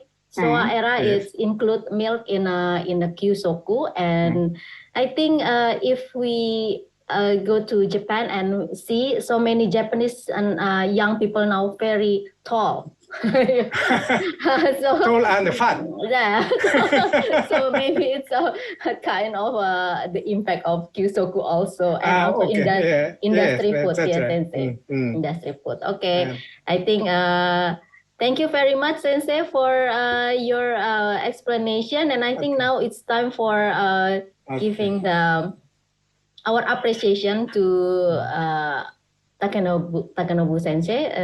Yunda, could you please? Yes. I'm sorry. If there is there is it's a very nice satisfaction. yeah. Okay, Sensei, thank you very much for your contribution to Thank you very much, and our I'm sorry conference. the lack of my presentation. No, it's very nice to listen to your presentation, and this is the certificate presented to Professor Aoki Takanobu on behalf of the conference committee in recognition and appreciation of your contribution as speaker in the second Muhammadiyah International Public Health and Medicine Conference, Stunting the Impact of COVID-19 on Food Security and Nutrition. Thank you very much, Sensei, for your contribution, and thank you. I hope Terima kasih. Terima kasih. I hope we can Sampai jumpa lagi. Ya, sampai jumpa lagi. Mata nih. Mata. Okay, thank you. Now we move to the second speaker, Professor Dr. Juliana binti Jalaluddin. I want to share first for her. Oh, I cannot share. Maybe Yunda can share the CV? Yes, of course, ma'am. Okay. So I welcome Professor Dr. Juliana binti Jalaluddin. I'm sorry. I please allow me to read only part of this because it's I think 751 pages. So Professor Dr. Juliana binti Jalaluddin from Environmental and Occupational Health Department in Faculty of Medicine and Health Sciences in Putra Malaysia. Bisa ke bawah, Yunda? Yeah, University Putra Malaysia. So for educational background is the Bachelor of Science, Community Health in University Putra Malaysia, Master of Science in Environmental Health in University Putra Malaysia, and Doctor of Philosophy in Public Health, Special in Environmental Health Indoor Air Quality in University Kebangsaan Malaysia. And she has Professor Juliana has so many international academic national international appointment as a visiting professor in University of Indonesia, in University of Erlangga, and expert in many organization. And until now, she's a professor in Environmental and Occupational Health Department, UPM. So Professor Juliana also has so many research and also many publication. I think almost more than 100 publication published in indexed journal, right? So also have so many projects. She teach a lot about related to environmental and supervision for undergraduate and postgraduate student. And she also has administrative duties, has many research activities. I'm sorry, I cannot mention one by one, but this is all the things that Professor Juliana has done, and it means that she can share to us a very important thing related to environmental and health, yeah, related to COVID-19. So thank you. And research award also Professor Juliana has a lot of research award. Okay, Yunda, next. I think that's all right with the publication. You can next for the publication. Publication of from Professor Juliana. So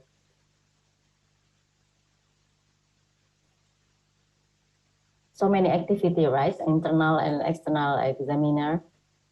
And this is publication, Citation Index Journal. So it's more than 100 you can see in this CV. So I think it's a very, I'm very glad to have Professor Juliana in this session in our conference to share with us about things related to environmental indoor air quality. So thank you, Yunda. So because the Professor Juliana now not in a very well condition, but she already has the video to explain, and after that we will have a question and answer directly with Professor Juliana here in this session. So Yunda, could you please share the video from Professor Dr. Juliana?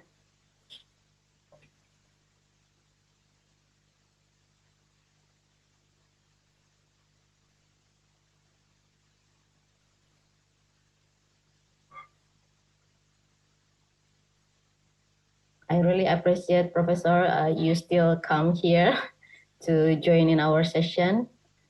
So for the participant, please wait to see the video from the explanation video. Professor Dr. Juliana here. Okay, Professor. So Yunda, you already can share the video? I'm sorry, ma'am. There's problem here.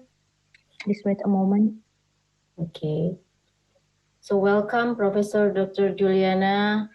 Thank you. I hope you will getting well. Assalamualaikum warahmatullahi wabarakatuh, and a very good morning, everyone. First and foremost, I would like to thank the organizer of this conference, Universitas Muhammadiyah, and the president of HAPLI for inviting me to this conference and giving me the opportunity to talk about environmental health threats, pollution and stunting in children. It's a great honor and pleasure to participate in this event virtually. So this is the outline of my presentation. So I will start with a brief introduction on the overview of children environmental health related to stunting based on data locally and globally. I will address evidence from the previous and relevant findings with highlights on assessing children's health risks and impact on stunting. So in this session, we will explore the growing evidence of mechanism underlying the association between air pollutants and health effect, genetic variants, and epigenetic issue, and also related to stunting. I will summarize and highlight a few studies from my research regarding exposure of environmental pollutants on children environmental health, especially in Malaysia. And finally, I will discuss the research needs to advance this emerging research area and prioritize this issue. We move to the children environmental health. I am the part of panel of National Environmental Health Action Plan, or called as NEHAP, under Ministry of Health. So one of the projects we embark is the priority risk area of environmental health. And the top 10 environmental health issue recently has been published in Review of Environmental Health in May 2022. So this is the priority area of environmental health issue for Malaysia based on the magnitude and priority scoring published in Review on Environmental Health last month. Okay, this is the top 10 of environmental health issue in Malaysia we rank based on the magnitude and the severity at national and international level. So this project was undertaken by a thematic working group on environmental health expert or TWG10 under the Malaysian National Environmental Health Action Plan, Ministry of Health. So 16 pre-selected environmental health issues were presented to two focus group discussion among environmental health expert and related professional who then score its issue on its magnitude and severity scale locally and globally. So this priority area is very close to my heart due to our children is our future generation, and I have been actively involved in research related to children that have more than 28 years. So the health of our children is one of the most important investment that we can make and should be among our top priorities. So many environmental hazards and pollution know no boundaries. The health of children worldwide is intrinsically linked to the health of our environment. So in Malaysia, children constitute a total of 9.13 million people in Malaysia, which is about 28.5% of the total population from a total population of 32.6 million people. So looking on the children and mental health, in 2012, 1.7 million deaths in children under 5 were attributable to the environment. These include 570,000 deaths from respiratory infection and 361,000 deaths from diarrhea. So environmental risks have an impact on the health and development of children from conception through childhood and adolescence and also into adulthood. The environment determines our children's future early life exposure impact on adult health, as fetal programming and early growth may be altered by environmental risk factors. Children are particularly vulnerable to certain environmental risks, including air pollution, inadequate water, sanitation, and hygiene, hazardous chemical and waste, radiation, climate change, as well as emerging threats like e-waste. So many environmental health hazards and pollution know no boundaries. The health of our children worldwide is intrinsically linked to the health of our environment. So what is stunting and why it is important to prevent it? Stunting is a well-established indicator for poor child development. This is defined as a height of more than 2 standard deviations below the WHO child growth standard. So stunting can begin in utero and manifest mostly during the first 2 years of a child's life, with increasing prevalence until age 5. In 2020, globally, 149.2 million children under the age of 5 years of age were stunted. The most direct factors contributing to stunting are malnutrition and poor diet and sanitation among mothers and children. However, emerging environmental traits, including air pollution, have also been linked to increased risk of childhood stunting. When we look at data in 2020, nearly 149 million children under 5 suffer from stunting. Poor nutrition, poor hygiene, infection, lack of clean water, and lack of healthcare to both the child and mother are some factors that can contribute to stunting. Child linear growth impairment, particularly stunting, remains a global health challenge. So the number of children younger than 5 years who are stunted was 59 million in South Asia and 58 million in Sub-Saharan Africa. So stunting is associated with poor child development, lower productivity and earning in adulthood, and increased risk of chronic disease later in life. And air pollution has been largely ignored as a potentially important cause of stunting. As I mentioned just now, more than 30% of stunting prevalence reported in Sub-Saharan Africa and in South Asia. Okay, this is a stunting overview in some Asian countries. In Thailand, 1 in 16 children stunted. In Vietnam, we found 1 in 10 children stunted. In Malaysia, 1 in 7 children stunted, whereas in Indonesia, about 1 in 4 children classified as a stunted. Okay, this is a overview data in Malaysia related to stunting. The prevalence of stunting in Malaysia is slightly increased in 2019, which is reported 21.8% Malaysian children stunted. This is stunting overview in Malaysia by socio-demographic characteristic. In terms of child gender, male reported higher having stunting as compared to female.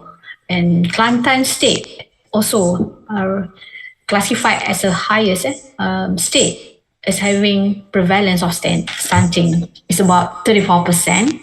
In terms of child age, it's considered highest in 2 to 2 years old children is about 23.5%. And based on the locality, we found prevalence of stunting highest in the rural area as compared to the urban area. Stunting rate fall as maternal education improve. So the rate of stunting is highest among children of mothers with no education. So based on the National Health and Mobility Survey data, we found that the highest prevalence is reported among mothers with no education, which is about 28.7%. So the data also revealed that children from the household with a monthly income of less than 1,000 suffered from stunting or with highest prevalence reported, which is 29%. So in terms of the child ethnicity, Malay reported with the highest stunting, which is 21.3%. So this is the conceptual framework showing distal, intermediate, and proximal determinants of stunting. So the framework represents all variables that were identified and available for quantitative analysis. So stunting cut across of many dimensions of determinants. So we need to address as many determinants for intervention along the stages of life. And you can see here there is a basic causes, underlying causes, and also immediate causes that we need to take into consideration in the program related to stunting. So stunting is the consequence not only food, nutrition insecurity or nutrition issue. So this is the schematic diagram of the multiple determinants of child stunting structured by layer, which is related to the immediate, intermediate, and the underlying determinants, and a group of determinants like maternal characteristic, household food competition, and also intrauterine growth restriction. So all these factors need to be considered, need to be taken into interventions when we involve with the planning program related in minimizing or mitigation of stunting issue. So we move to the stunting and environmental threats. So poor water, sanitation, and hygiene or wash condition are thought to be a major cause of stunting through repeated episodes of diarrhea and environmental enteric dysfunction. So however, recent large randomized control trial found that water, sanitation, and hygiene intervention fail to improve child linear growth. Okay, this is based on the previous research. Why this study raised question about the effectiveness of water, sanitation, and hygiene approaches generally, they highlight the need for a broader view of environmental factors that might affect child linear growth and the complex ways in which these factors might operate, interact, and synergize. So the potential relationship between ablution and child linear growth has received little attention compared with the effect of water, sanitation, and hygiene on child linear growth. So ablution includes both outdoor and household ablution. So ambient ablution sources include agriculture, industrial processes, or vehicle fuel combustion. So damaging agents in air pollution include solid particle, carbon monoxide, and also nitrogen dioxide. So exposure is widespread. So WHO report that 98% of children younger than 5 in a low income and middle income country are exposed to pollution above the recommended concentration. When we talk about the impact of pollution on child health, pollution is the second leading risk for death in children under 5 years, killing 660,000 children in 2019, more than unsafe drinking water and poor sanitation combined. This is data based on WHO. So WHO recognized an overlooked health emergency for children around the world. So pollution can be especially severe for children living in low or middle income countries where they may be exposed to higher level of pollution and more underlying diseases. So the negative effect of pollution on child's diet at time of conception, exposure during pregnancy is linked to decreased fetal growth and development and increased risk of birth defect and adverse birth outcome, including low birth weight. So pollution exposure during childhood is associated with reduced lung growth and also lung function and higher risk of lower respiratory infection, including pneumonia and lung diseases. The early life outcome have prolonged impact on health and can lead to increased risk of chronic respiratory illnesses, cardiovascular disease, and diabetes throughout the child lifetime. As you can see here, a child who is exposed to unsafe level of pollution can face a lifetime of health impact. Exposure in the womb or in early childhood can lead to various health effects. So the risks begin in the womb as mother inhale PM 2.5, the most dangerous form of pollution, and it is continuous throughout childhood. So not just poor nutrition can lead to childhood stunting based on the previous report. Pollution has been largely ignored as a potentially important cause of stunting. I would like to share research conducted by the epidemiologists. This includes 5 countries with the highest burden of disease due to the poor air quality levels. So epidemiologists study that assess the impact on the stunting of ambient pollution and household pollution, as well as study on prenatal determinant of stunting.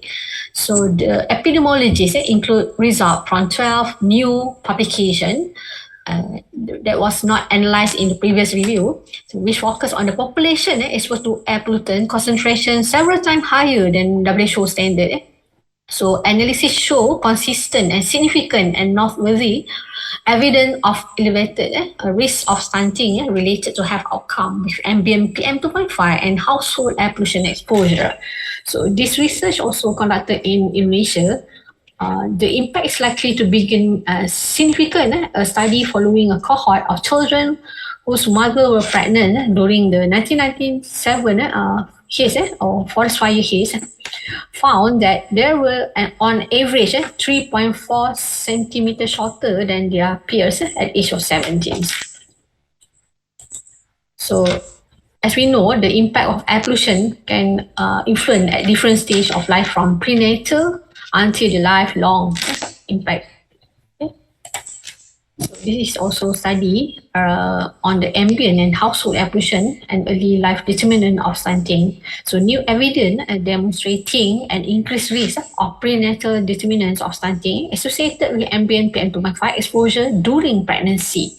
So the entire pregnancy and second and third semester, as well as significant elevated stunting risk associated with postnatal exposure to household air pollution. So this study also found children small for the age and increase in exposure to air pollutants over the entire pregnancy. And the analysis also showed that an 90% increased risk of postnatal stunting was associated with postnatal exposure to household air pollution from using solid fuel like wood and coal. So there is a link between pollution and also the linear growth, postnatal growth. So evidence for a link between air pollution and linear growth has come from retrospective and observational study. So this study focused mainly on prenatal exposure to ambient air pollution and adverse birth outcomes such as low birth weight and preterm birth in 2017. So results found that low birth weight at term is a proxy for intrauterine growth restriction that is a good independently associated with stunting. So the evidence was judged to be a good quality based on the systematic and review and the meta-analysis data. So on the exposure to ablution during pregnancy, we found that the exposure to ablution during pregnancy can induce reactive oxygen species or ROS, leading to mitochondrial dysfunction and reduce telomere length, inflammation, and potentially poor fetal growth.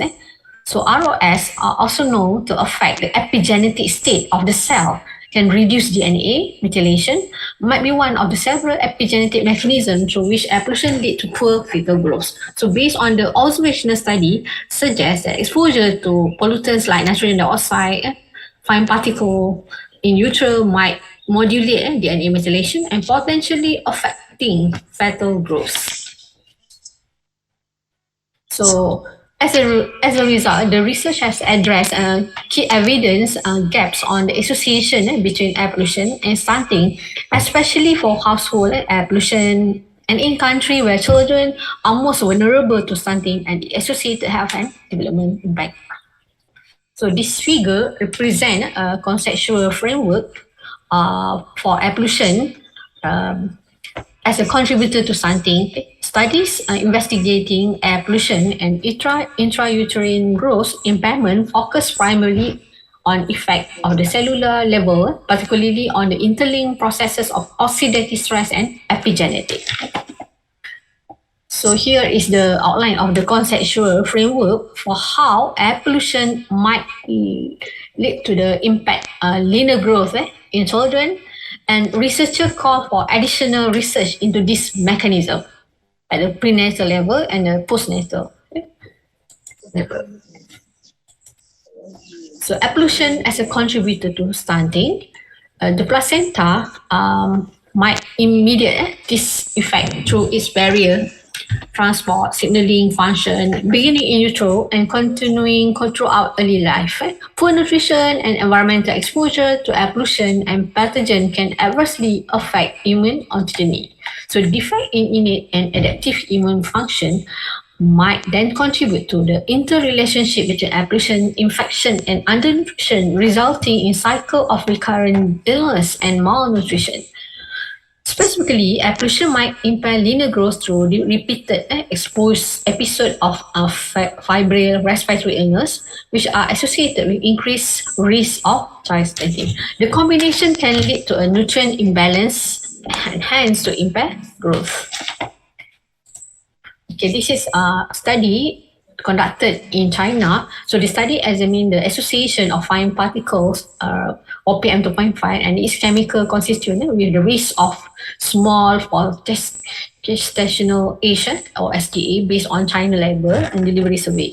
So the result of finding provide evidence that PM2.5 exposure was associated with increased risk of small or gestational age or SGA, and the constituent related or chemical composition from the emission, especially the black carbon from the anthropogenic sources, may play important role in this association.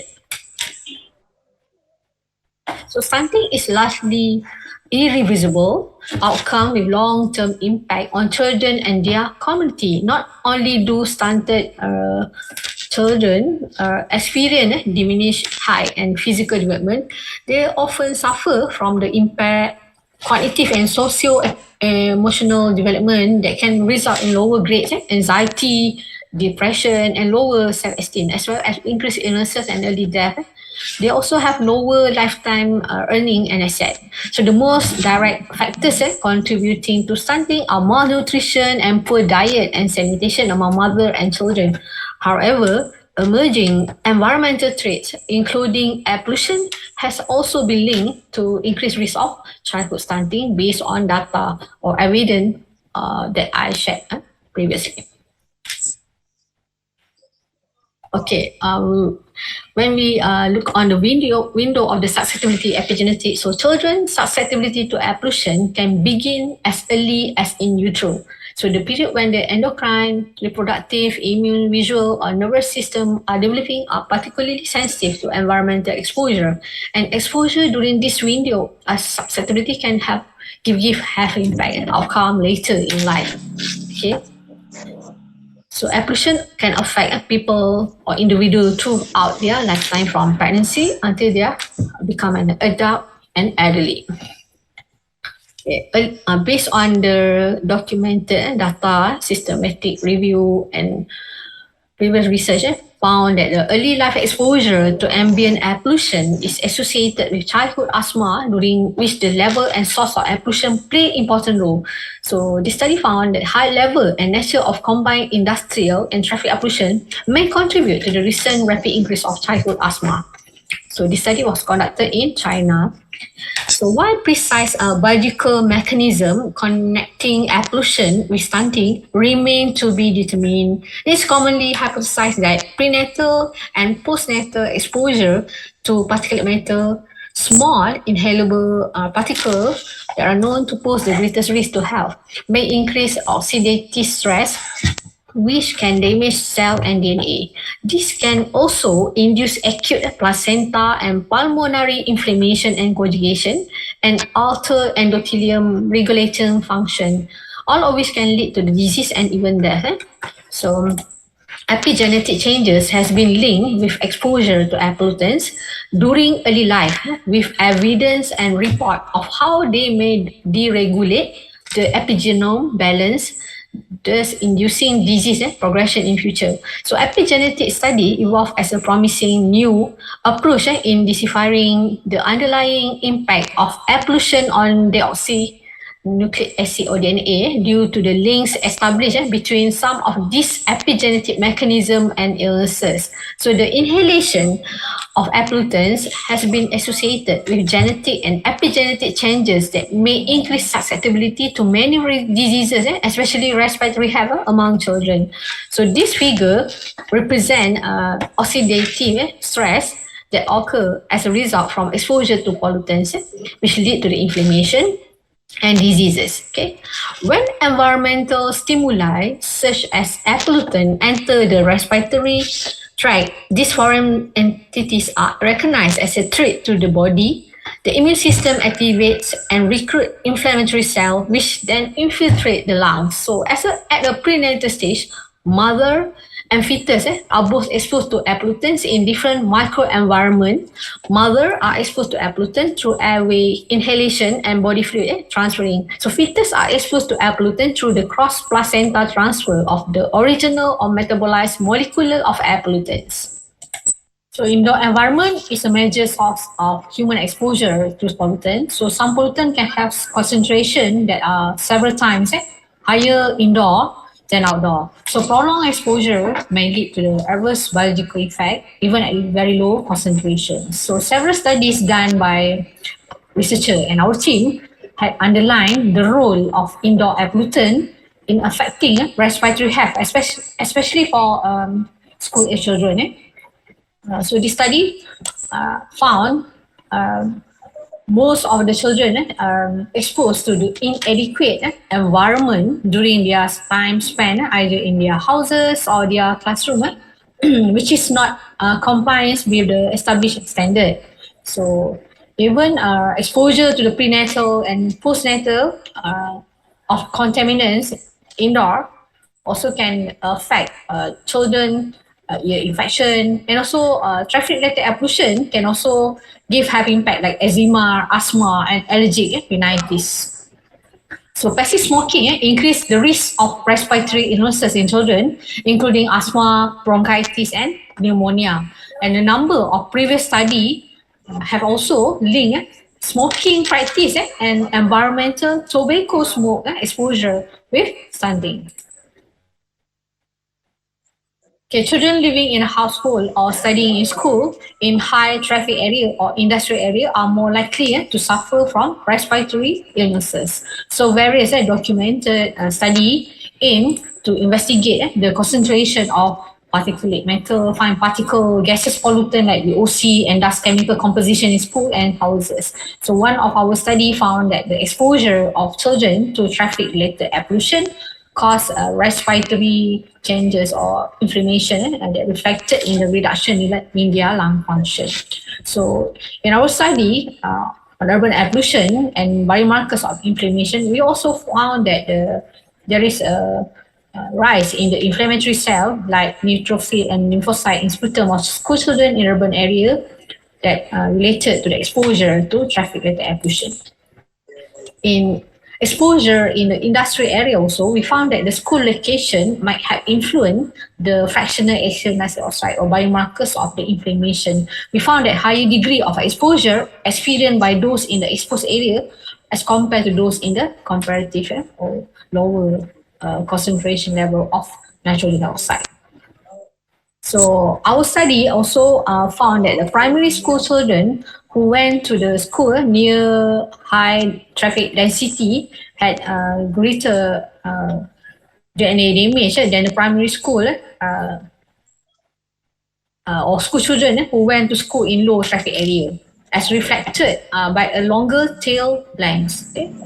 So the exposure to high urban and industrial air contaminants concentration has been closely correlated with the genetic damage in children.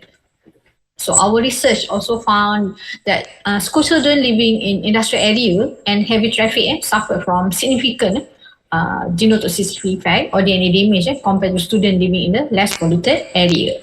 So this research is the first human study conducted in nature to study exposure to pollutants by associating them with the histone or history modification among children. So we found that the circulating histone interact with a membrane phospholipid by acting as a mediator of organ injuries such as lung, and high level of circulating histone is possibly as a biomarker for lung damage and multiple organ dysfunction.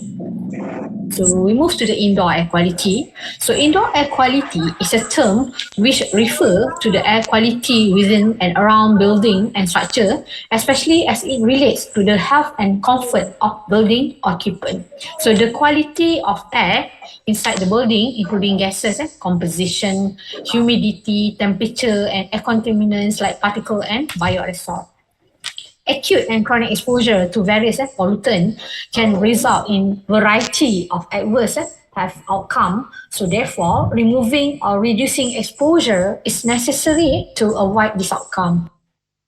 So indoor air pollution is the presence of toxic substances and pathogens in the environment, and when a limited amount of fresh air is circulated through the space or outside air circulated into the space is polluted. So there is a good reason to be talking about ventilation, because while bad ventilation can spread contaminants, good ventilation can clear it. So what is ventilation? Proper ventilation supplies fresh air or clean air, remove contaminated air to ensure continuous oxygen containing fresh air, maintain temperature and humidity at a comfortable level, and remove toxin or vehicle hazard from the air. So there are various strategies can be used to improve indoor air quality, such as providing source control of indoor air pollutant, designing ventilation and air cleaning system to minimize the accumulation of pollutants indoor, and consider operational maintenance and monitoring requirement to identify and address IAQ issues. So adequate ventilation, air filtration, humidity regulation and temperature can control is a key strategy which can be combined to improve indoor air quality and protect occupants from airborne diseases. As you can see, ventilation is a key way to help to prevent the spread of SARS-CoV-2 during the pandemic. It may also help to prevent the spread of other illnesses like influenza and also tuberculosis. So combined ventilation with other important public health measures can keep us and protect us from illnesses. So as you can see here, this is the experimental study based on the intervention from the previous researcher. There is an effect of the ventilation on the tuberculosis outbreak. So many of the rooms that had carbon dioxide level above 3,000 parts per million, when engineers improved air circulation and got carbon dioxide level under 600 parts per million, the outbreak completely stopped. So the increase in ventilation, so 97% of decrease in the tuberculosis outbreak. Because we know carbon dioxide is the best indicator to measure performance indicator for the ventilation. So based on the observational epidemiological study showing low ventilation is associated with the transmission of major tuberculosis, rhinovirus, influenza, and SARS-CoV-1. Okay, an important approach to lowering the concentration of indoor effluents or contaminants, including any virus that may be in the air, is to increase the ventilation. So the amount of outdoor air coming indoor, so proper ventilation also reduces surface contamination by removing some virus particle before they can fall out of the air and land on the surface.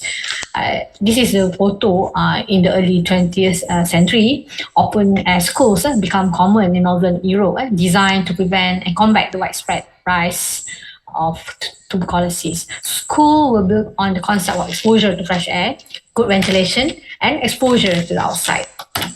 Okay, what we learned from the COVID-19 pandemic, in the aftermath of COVID-19 pandemic, scientists say it's time to raise indoor air quality and clean it to prevent the spread of airborne disease. So COVID-19 brings indoor air quality monitoring up front.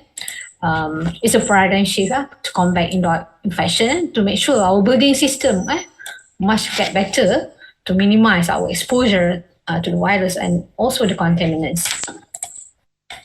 Because we know better indoor air quality can fight in minimizing the transmission of COVID-19. So IAQ in management in the future, it's time to clean up the indoor air, because the benefit of the ventilation reach far beyond COVID-19. So as a conclusion and future direction, I would like to share the documents on guidance on intervention strategies formulated in managing and improving air quality problem from my research. Okay.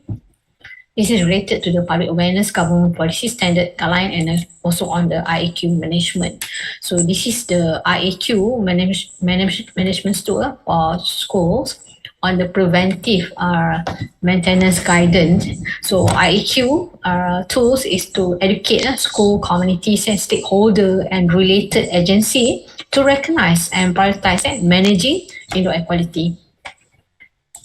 Okay, the next document is the guidance document on the mitigation of traffic-related pollution in schools. Okay, this document can help relevant parties to identify strategies for reducing traffic-related pollution exposure at school from heavily traveled roads such as highway and main road or near other vehicular pollution sources. So this compilation of mitigation measure will help the school and management, also communities, to make sure we can manage to make sure our schools is clean from the air contaminants, and community to make informed decision and help to reduce stress exposure of school children.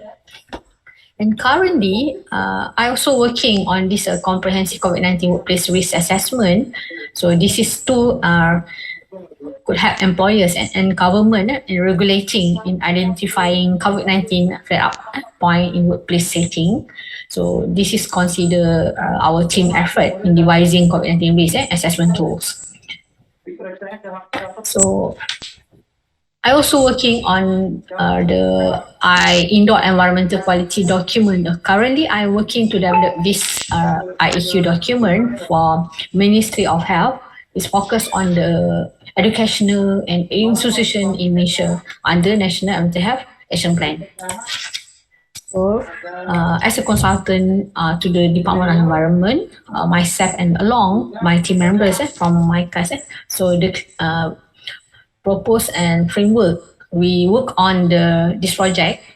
This is the Clean Air Master Plan as an outcome of cooperative effort between the Department of Environment, stakeholder of air quality management in Malaysia that include the public and private sector. Okay, as a conclusion, improving children's mental health require all stakeholder and related agency to recognize this issue as a problem and develop a harmonized action plan and to work together to promote the protection of human health, especially on children. So more useful and reliable scientific data, especially in risk assessment, are needed that can be used in framework for assessing children health risk. Clean indoor air is vital for infection control, keeping indoor air clean and can reduce the chance of spreading airborne illnesses. Ventilation is emerging as one of the most important strategies to mitigate the pandemic. Similarly, investment in clean air should be integrated into strategies to improve children's health. So effective action can not only mitigate climate change in the long term, but reduce the immediate risk of stunting for millions of children around the world.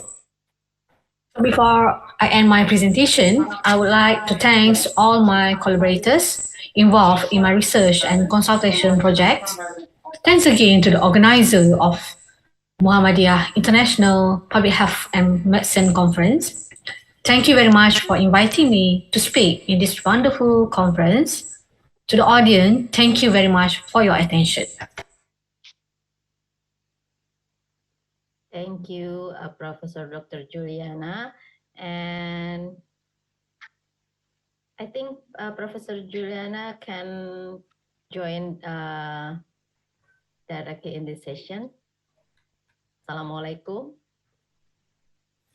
Waalaikumsalam warahmatullahi wabarakatuh. Thank you for inviting me to this conference. Thank you for coming to this conference also, Professor. And we already have two questions. This is very interesting presentation, and I learned a lot from your presentation. And we have two questions now. The first one is about how is extra high voltage overhead lines can influence stunting. And the other question from Bu Dewi is about how long exposure to pollutants by air ambient can impact pregnant women, especially their babies, as you mentioned, like low birth weight. Is this research consider other factors besides air pollutant? You can see also in the chat, Zoom chat, Professor. Thank you, Madam Chairperson, for the question. This is a very good question. So this is regarding the exposure to electrical. Electrical, extra high voltage overhead line. So some real estate is just under the extra high voltage overhead line. So is this influence the stunting also? Okay, based on the previous literature or research conducted by a researcher from the study involved there is a study actually on the exposure to the low frequency or electromagnetic field that emerge from the high voltage electric power line increase the incidence of growth retardation of children. So this is one study I found. So that's why we need to isolating this power line in a scientific way in order to shield both the magnetic and electrical field or removing them far away from the inhabitant area in community.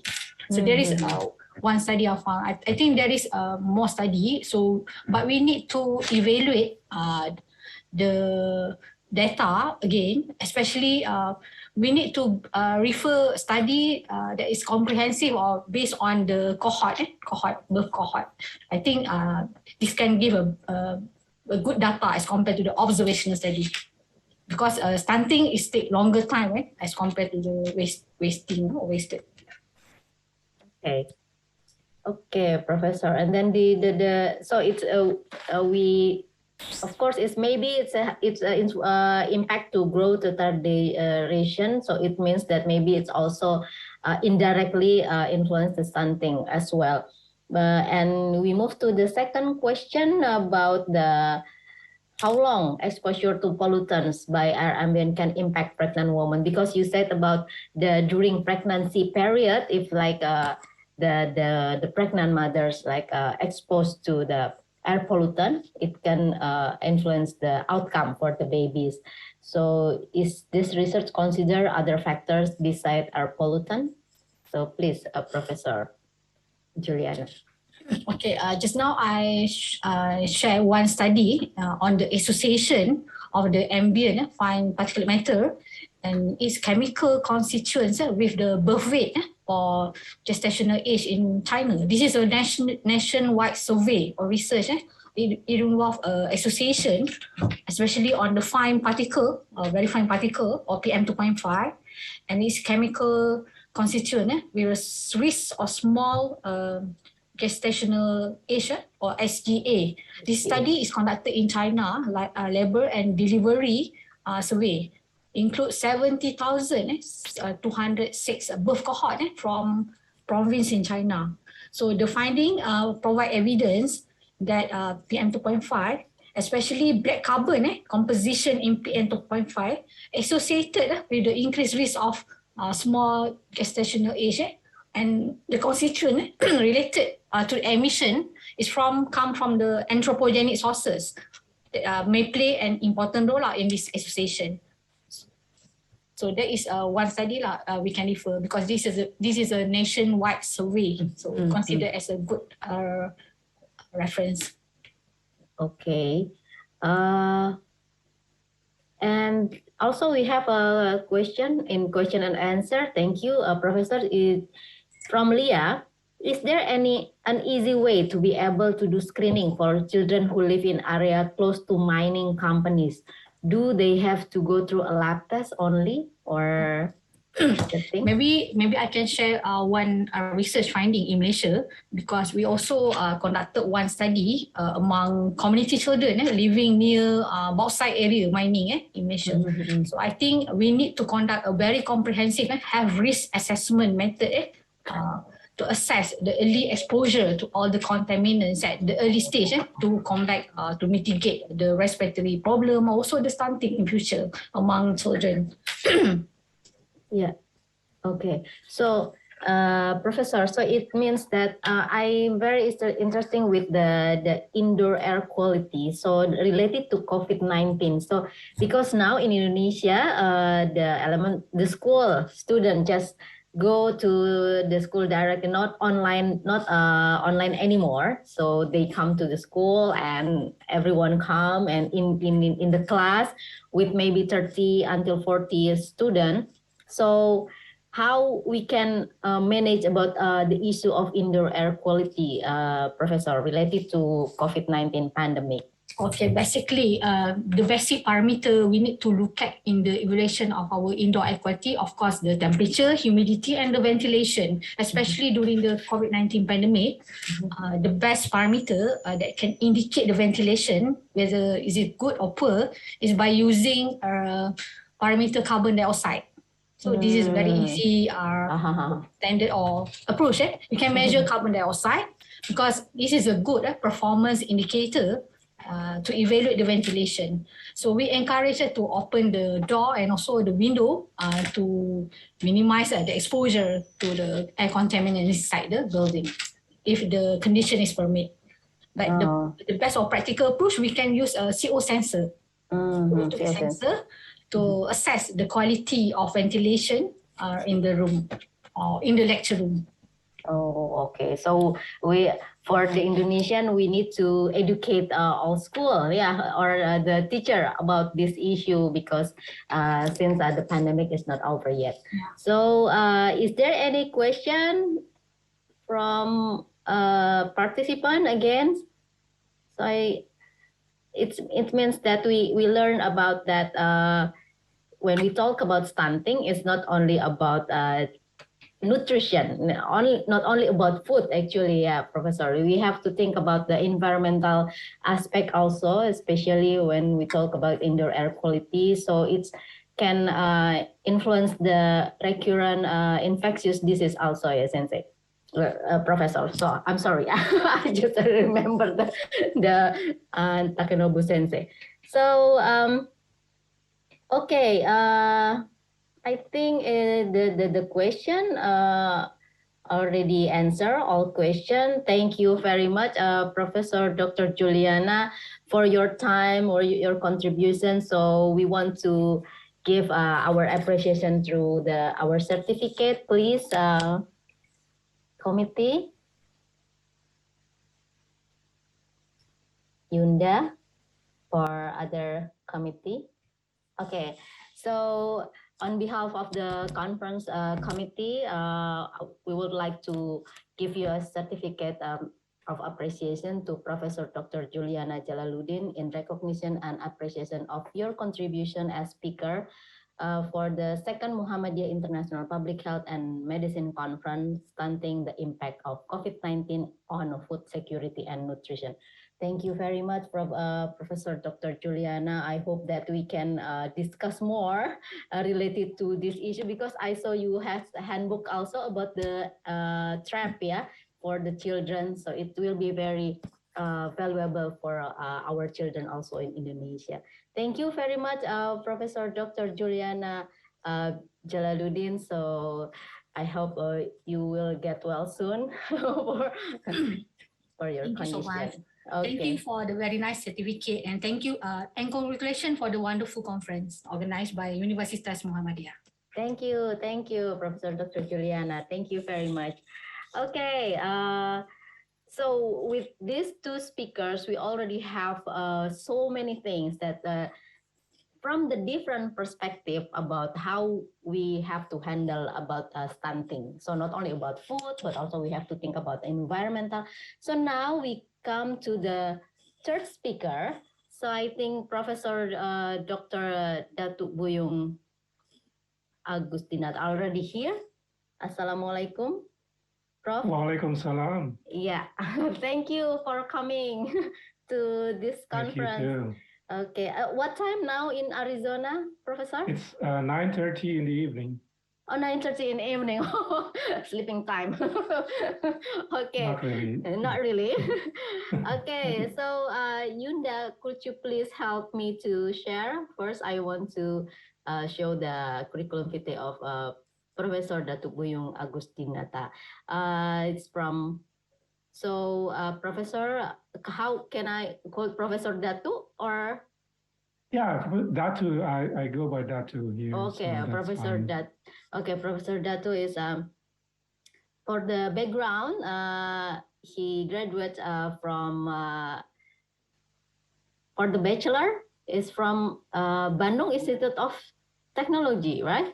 And in aeronautic division, and then for Master of Science from Delft University of Technology, Faculty of Aerospace Engineering, Netherlands. And then for the PhD, System Engineering and Policy Analysis, also in Delft University and Technology, Faculty of Technology, Policy and Management, the Netherlands, with the dissertation about exploratory modeling and analysis to deal with deep uncertainty. So as the experience, working experience as a postdoctoral research associate in Purdue University, and then research scientist, also guest faculty researcher, and then assistant professor in the Institute for the Study Environment, Sustainability, and Energy, Northern Illinois University, USA. And from 2016 until now, Professor Datu in being assistant professor in School of Sustainability, Arizona State University, USA. And also, Professor Datu has many grant fund research. Just scroll down. Yes, To go scroll through the down. details. So this is, I think, so next, Yunda. Okay, so many, and also you have awards. Yeah, we see award and publication in many journal article. Okay, so it's very interesting one, and also you have a book chapter, yeah, about related to household greenhouse gas. So it's related to environmental and sustainability. Okay, thank you, Yunda. So I think it's very important to listen to your presentation. How about the indicator for related to stunting and global indicator? Please have time for your presentation for about 50 minutes. 15? 50. Oh, 50. Wow. So it's a long time actually. Can I share my screen? You want to share your screen by yourself? Yunda, can you Yes, help? yes. Professor permission. Datu to share screen. Is it already able? Yes. Yes, Miss. Okay. All right. Is it okay? Yes, yes, we can All see right. your presentation. Okay, so first of all, thanks for inviting me to this conference, a very important conference on important topics. So thank you for the kind introduction. And I have to say this first. I was contacted by Professor Arif from University of Erlangen, and he told me about this conference.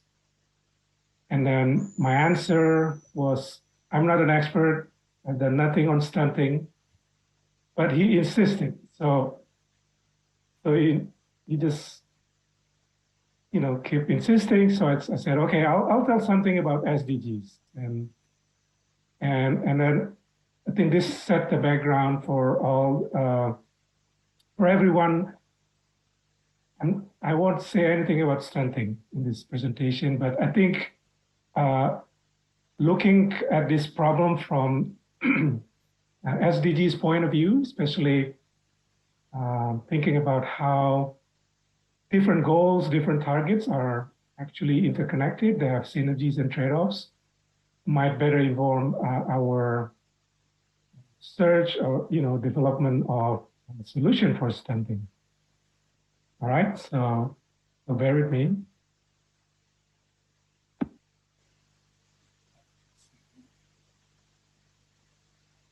So what I'm planning to do first is to give a bit generic frameworks around SDGs.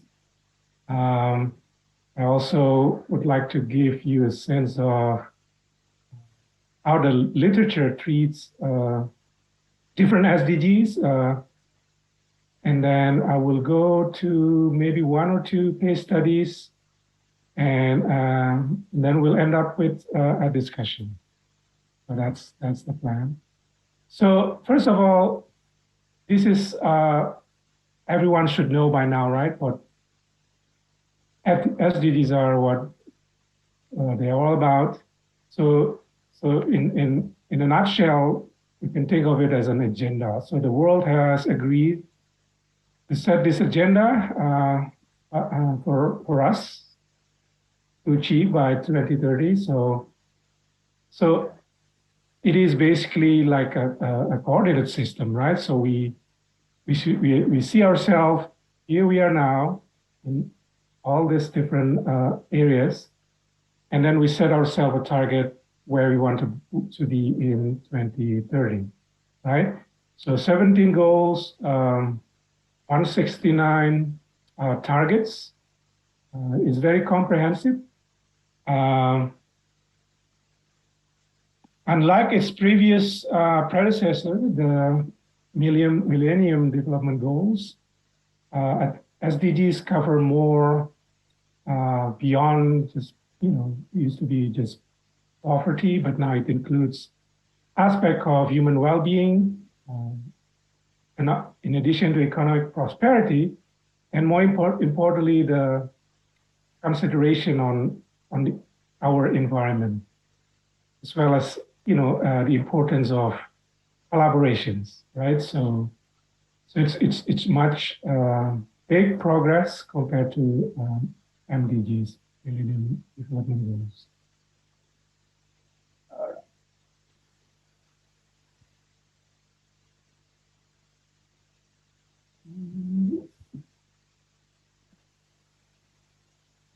So the fact that the world has agreed on as this set of goals is considered an achievement, but of course it is not without criticism, right? So, and that leads to challenges many of you are aware of. People consider the goals are very broad. They're not focused, in many cases very unrealistic, right? So the challenge for governments and all the stakeholders is how we can come up with, a coherent policy around this broad, isolated, unfocused, unrealistic set. So within that context, there are many efforts, studies to come up with a framework, right? So that we can better understand the interconnection among these goals. So I would like to share some of this framework with you.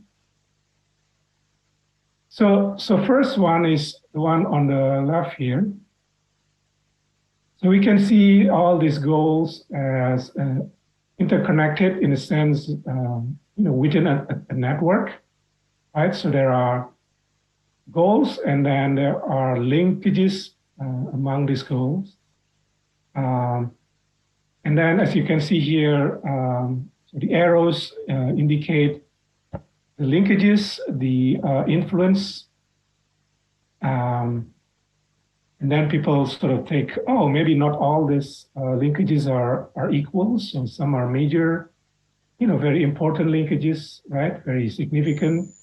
Others are maybe not so much, so very minor interlinkages. And as you can see here, not all of them are interconnected, right? So, for example, these two just stand by themselves, disconnected from the rest. So that's one way of looking at it, right, as a network. Another way is looking at this SDG as more like a concentric set of, efforts. So there are an inner core, and then you go beyond outside. And then at the outside layer, right? So in this case, we have three sort of layers. And then as you can see here, right in the middle is what we can call an economic system, okay? So this is where, for example, you see here is economic development, sustainable consumption, see here, city jobs, and so on, right? So it has to do with economic system. And then outside that layer, where we have this social system, that includes health, education, sanitation, gender equality, and so on. And then the outermost layer is the environment, right? So sort of becoming, you can look at it as, well, you have to get your environment good so that the society can thrive, so that they can, improve their economic conditions. So that's one way. Another way we can look at the SDGs. I think in more detail here is, if you zoom into right in the middle is the focus of development, right? So well-being. And of course, we can think of health issues, including stunting there at the center. So in order to achieve that well-being, you have to address issue of poverty, right? Equitable education, inequality, both in gender and in economy. And then also think about, addressing conflicts, right? And then in order to support that, we have to ensure there is an access to sustainable energy, right? And then we also need to promote inclusive economic growth, those who live in the cities, same way. And then here's, I think, where this conference is focusing on, right? And hunger. by achieving food security, nutrition, and sustainable agriculture. Right, so they are sort of going into supporting the state of human well-being. And same way here, the outermost layer is the natural environment. So here's another way. This is a paper that will be published soon. My research team developed a framework looking into products and services. So I think it was mentioned about mining, and this is actually the focus. So think of a mining activities, right? It will have impact on different aspects of livelihoods of the communities, the quality of the ecosystem, and etc. So what we use here is life cycle assessment. So this kind of try to assess the environmental and social impact, so the cost impact, and then link those with sustainable development goals. Right, so what we end up doing here is come up with a framework that say, okay, within social life cycle assessment, so these are the indicators, right? Freedom of association, child labor, whether they have fair salary. So there's a long list.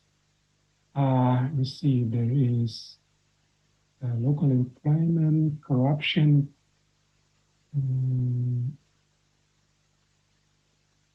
has to have some indigenous rights. So they have these indicators, and then we sort of try to match that, map it out to which SDGs these indicators are linked to, right? So then this is all the SDGs. In the environment, yeah, maybe this is, we're talking about impact on or production of toxic materials that can lead to cancer and non-cancer, right? So again, just an idea that now you can say which SDGs each of these indicators are related. So that's one.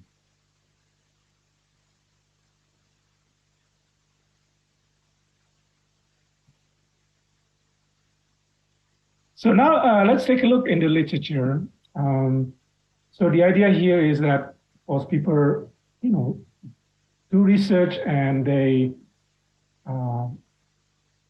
look into certain topics, areas, right?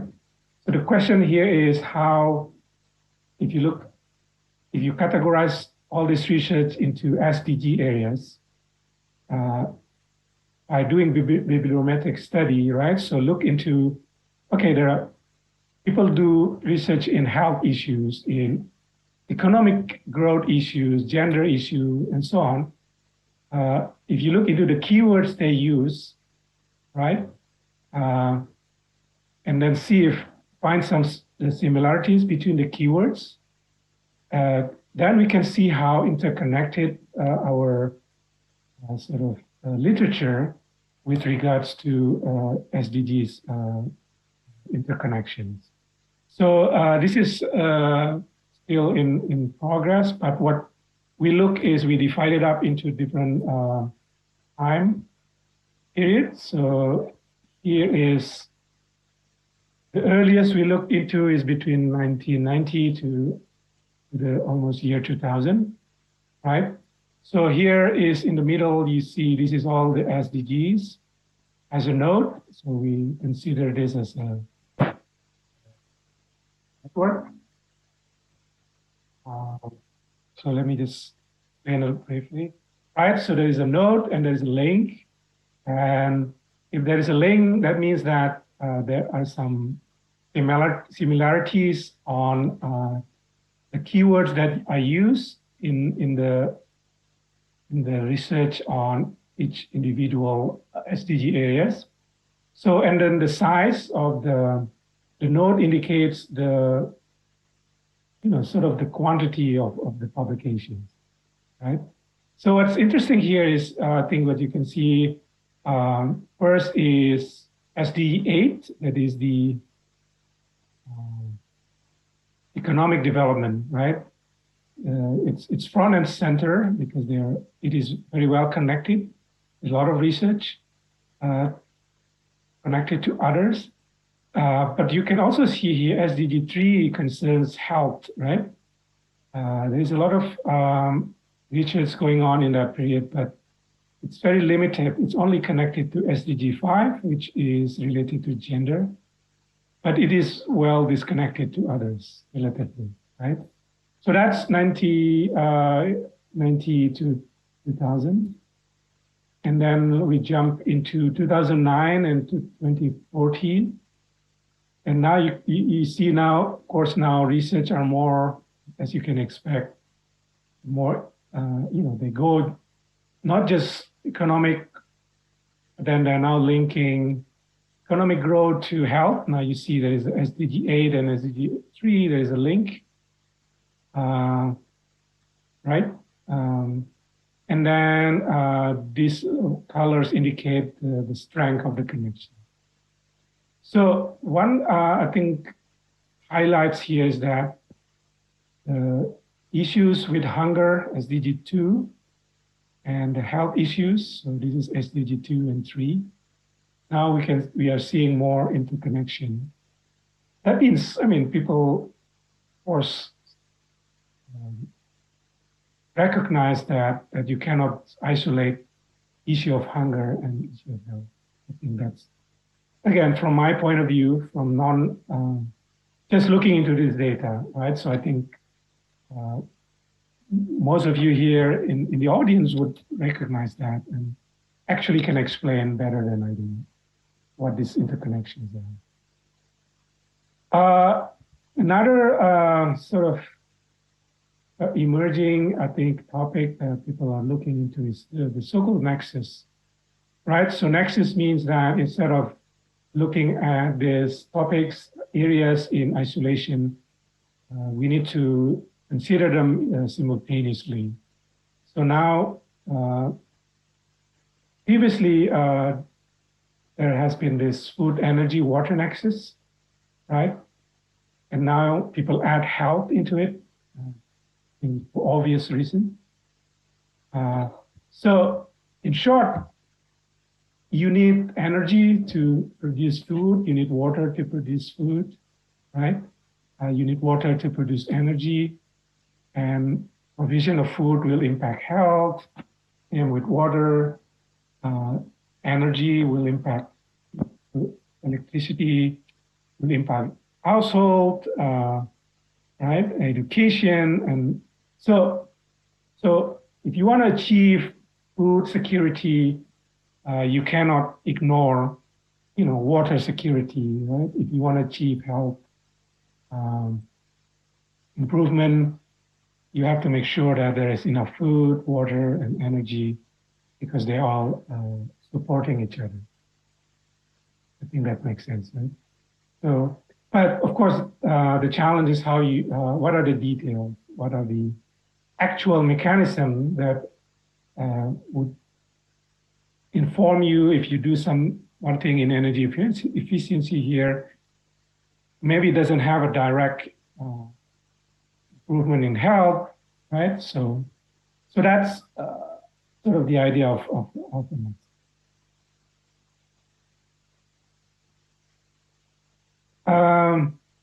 So, of course, you can come up with different metrics, different indicators for all of these, right? In the energy, water, health.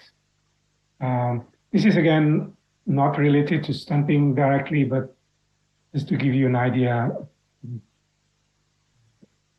Your field has established a set of indicators that are very common and widely used, so to be integrated.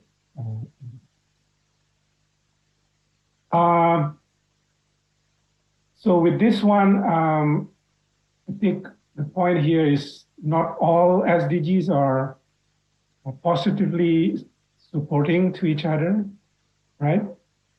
Some of them are dependent. So dependent in this case are the ones in red. So that means that in order to achieve one, you have to do the other first, right? And then here is their dependent to each other, so they're interdependent. So in order to ensure that the share of renewable energy, people need to have food first. The other way, in order to have food, you have to have enough electricity or energy, right? Second category is imposed conditions, meaning that the other cannot be achieved without achievement of the right. So for example, the blue one here is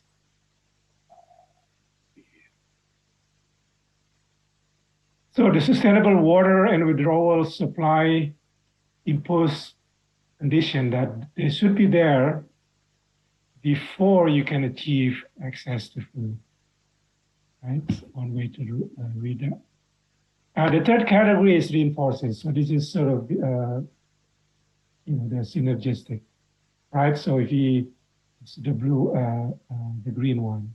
So if you increase agricultural productivity, it will reinforce access to food and many more. So that's one way we can categorize the interconnection, characteristic. So that's kind of the introduction, right, on the framework, the knowledge, the literature, as well as the different types of SDGs, targets, interconnection, interdependencies. So I just want to go through two case studies here. And then back to my previous point here, as a non-stunting expert, I want to ask you to, while we are going through this case study, ask yourself how relevant are these, right, for addressing stunting problems. So this is maybe more of a conceptual study we did in Lombok. We consider target 2.3, which is to doubling the income of smallholder farmers, especially women, indigenous people. And we looked into what are the other targets that need to happen, right? That would support the achievements of 2.3. So there are many, but one of them, two of them here is of course life below water, because this is concerning fishermen also, fishers. So if you create an environment where fish can thrive, right? So there's a very specific language in 14.B that supports small-scale artisanal fishers, okay? And then that's 14, life below water. And on 14, life on land, for example, we should, improve soil quality, combat desertification, so reduce the amount of land that become deserted, degraded, right?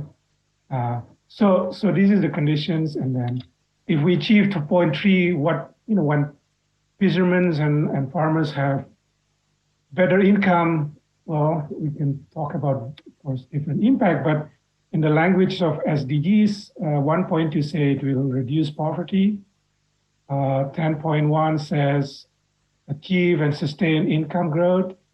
And then 5.5 says women's full effective participation, right, in all levels of decision making.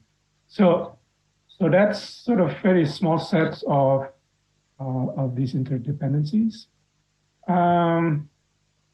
In other cases, already 30 minutes, I believe, right? So, okay. is sustainable cities. So if you want to reduce or improve the air quality, what needs to happen? So we need to change our electricity, how we generate electricity. We have to develop reliable, sustainable infrastructure and reduce our consumption of fossil fuels, right? So then when the air quality improve, of course, we can reduce number of deaths and illness from air pollutions. It's very obvious, but again, how do you formulate it within SDG targets framework? All right, so now I'm going to change another case study. This is a paper I just published in Sustainable Science. So sort of I have this workshop class. So this is sort of a summary of my experience over a 4 years period, involving over 50 students. So how could we see the role of universities in supporting SDGs and with the emphasis of co-developing, co-creating a solution with communities, right? So there are two elements here in the framework. One is called human-centered design, and the second one is shared action within SDGs. So human-centered, basically you ask people what they need, and you understand their needs, understand their conditions, and then develop solution with them to address their needs, right? It's very different than if you just say, oh, I know you have a problem, I have a solution, here it is, it will solve your issues, okay? So that's a different sort of mindset. You need empathy to do that, you need trust, but then you also need problem solving and design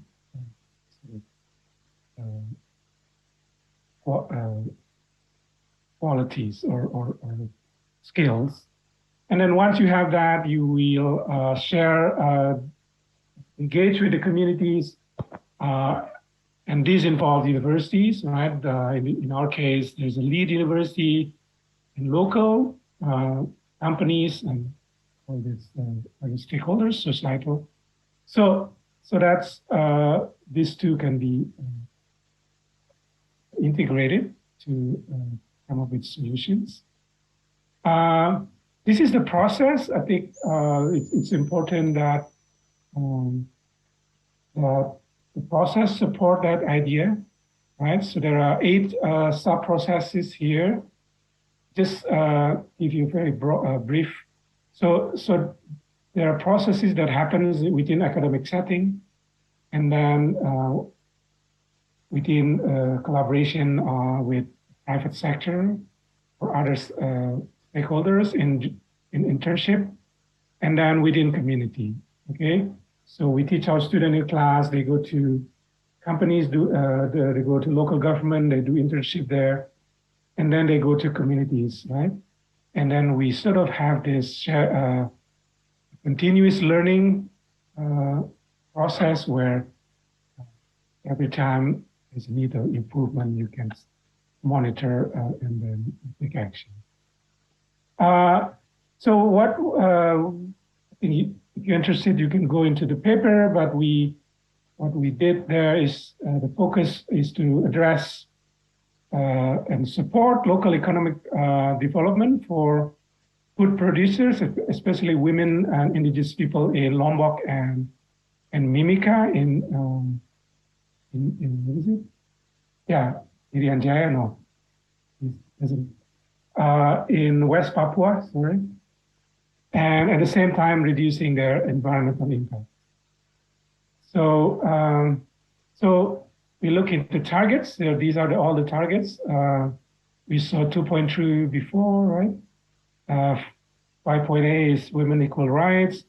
7 is provision of sustainable energy infrastructure. These are the indicators.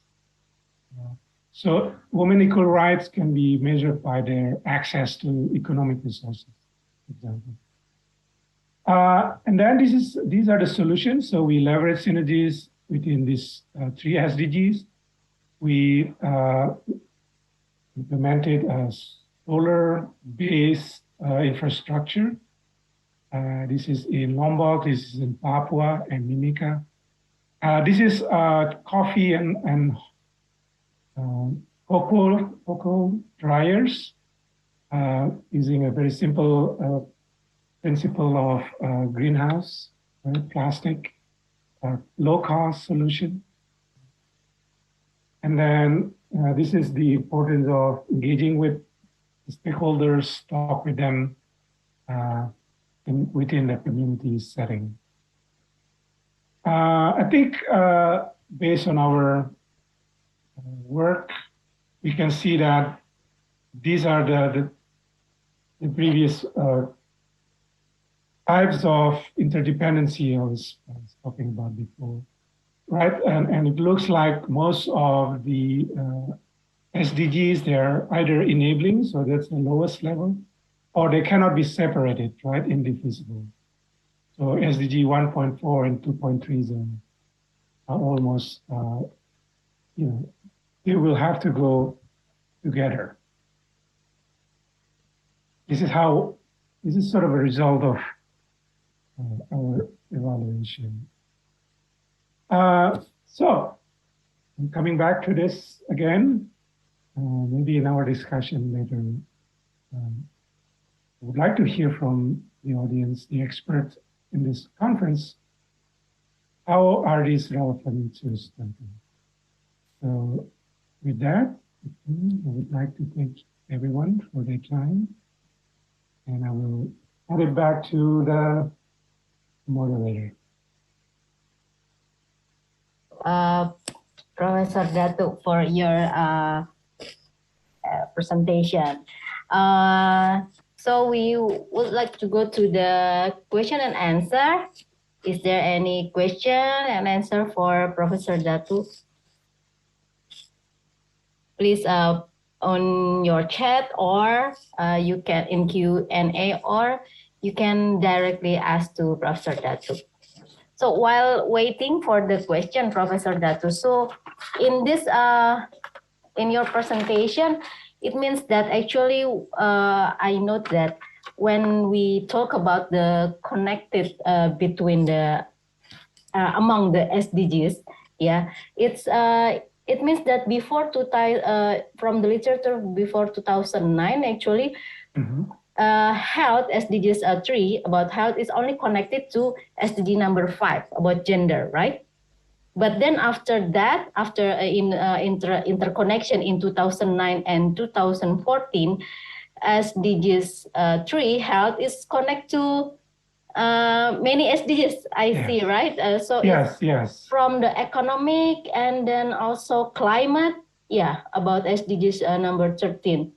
So it means that when we talk about the issue on health and also related to specifically about especially about stunting, it means that we have to think about not only about health issue itself, but we have to consider the other, right? I mean, this how the connection between agriculture, productivity, for example, with the energy. Can you explain that? Ensure access to food increasing is the share of renewable energy. How the connection between these two? Well, I mean, we can think of in very general. Think of we used to have this listrik masuk desa, right? Right. So more electricities are available for people in, the villages. So immediate impact, productivity improved, right? So they can work during the night. Quality of education improved because children can study during the night. So my question now, would health improve as a result? I think so, right? In different ways, Yes. because now they have electricity, they can, I don't know. I think, but again, I think your point is very important that I don't know whether you have think about how energy would impact health, and in particular stunting, but I think there could be some mechanism or even some evidence that would, support this idea, right? Yeah. Yes. And if that's can be studied and established, I think it would lead to better policies, because now you can consider also energy as part of your decision option, right, to address stunting. So it means that actually when we talk about the food security, it's also connected directly or indirectly to energy security, Professor. Exactly. Yeah. Okay. So it's like a big frame, right? When you talk about the SDGs is actually it's all about the big picture. We have to see. Yes, but also if you start from goals, but then if you look into target, I mean, there is some specific, and then there are also indicators, right? So there are 3 levels there: goals, target, and indicator. So you. Yeah. So how you said that it's some goals is unrealistic? You said in the first. Yeah, and it has to do with the context. So if you look into, I think they have some assessment of what has been achieved. If you look into different countries, some countries achieve most SDGs beyond expectation, but for many countries, the goals are very unrealistic, given where they are, right? So I mean, you can see China has achieved many of the economic goals, but countries in Africa, they're still lagging. Yes. So the point is, it depends on the context, the communities, the specific setting. Okay. So I'm also interested in SDGs and life cycle sustainable assessment. So one of its life cycle sustainable assessment is safe and living health condition, right? Yeah, in that. So it means that maybe, I mean, for us, it's not yet familiar with the big frame like this, but actually it means that when we want to reduce especially the stunting problem, actually we have to see many factors related, not only about health, right? So when we talk about life cycle sustainable assessment, this is very interesting one. How we can do that related to life cycle sustainable assessment. So the framework of sustainable life cycle assessment is sort of a standardized approach, way to measure impact, right? So think again about mining, right? So in our case, it's nickel mining in Sulawesi. So if you want to know what the impact has been of nickel mining to the local communities, you should have a standardized way to actually calculate, this impact. So that, which can be shared with others. People will know, oh, you do life cycle assessment. I know what you did. This is the impact on health, on environment, on global warming, and so on. So they become a framework that everyone can share and can be communicated. So I think it's very well established. There's a method that you have to do, data quality assurance. So again, it's very nice way that allows you to actually provide a quantitative assessment of impact. Yes. That's right. So actually, I want to explore more about. It's very interesting about the SDGs life cycle sustainable assessment, and I think many of us also want to explore more about that. But we have also limited of time, Professor. So, is there any question again before we end our first session from the participants? I think we already have a very like a whole picture for all the things related to the many perspective about stunting. So Professor Takenobu, the first speaker, talked about how the experience in Japan and how to do with the practice about Kyushoku, and then Professor Dr. Juliana from Malaysia talk about how environment has a big influence actually to the how we want to reduce the stunting. And in your session, Professor Dato, is we can get insight about actually when we want to handle about the stunting problem, we have to think about many things, including about when we talk about indicator is one of the important thing. It's related to SDGs, and SDGs is interconnected with other SDGs factors, not only about health, but also about economic, about climate, about energy. And also one thing is about sustainable cities and communities, right? So it's also when we can provide sustainable cities and communities indirectly, it means that all the component and in the cities and communities also can support how to handle about stunting problem, right? Am I right, Professor Dato? No, absolutely. And I can see already, I mean, as expert in the field, many of you have data, right, on stunting. Now, if you can connect that with data in the energy provision, water, food, I think we might have an interesting, patterns of, maybe correlations, right? So among all these different areas of development. So yeah, I think that would be an interesting research. Yes, I think the challenge is how to maybe we can conduct research like multidisciplinary about this thing, right? So we can manage of the contributed factors to this stunting problem. So Professor Datu, thank you very much for your contribution. As our appreciation, we would like to give you a certificate. Please, Yunda.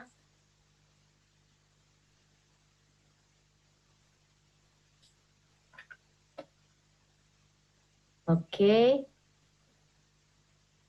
It's already, Yunda? Okay. So thank you very much, Professor Dr. Datu Buyung Agustinata. On the behalf of the conference committee, we would like to present the certificate of appreciation for your contribution as speaker in the second Muhammadiyah International Public Health and Medicine Conference about stunting, the impact of COVID-19 on food security and nutrition. Thank you very much, Professor Datu, for your contribution, your time. Thank you very much. And because I already contact Professor Aoki Takenobu and also Professor Dr. Juliana, we would like to take a picture together for all speakers for this session 1. Please, Professor Aoki Takenobu already here also. Okay, so Yunda, please, maybe you can pin for. Okay.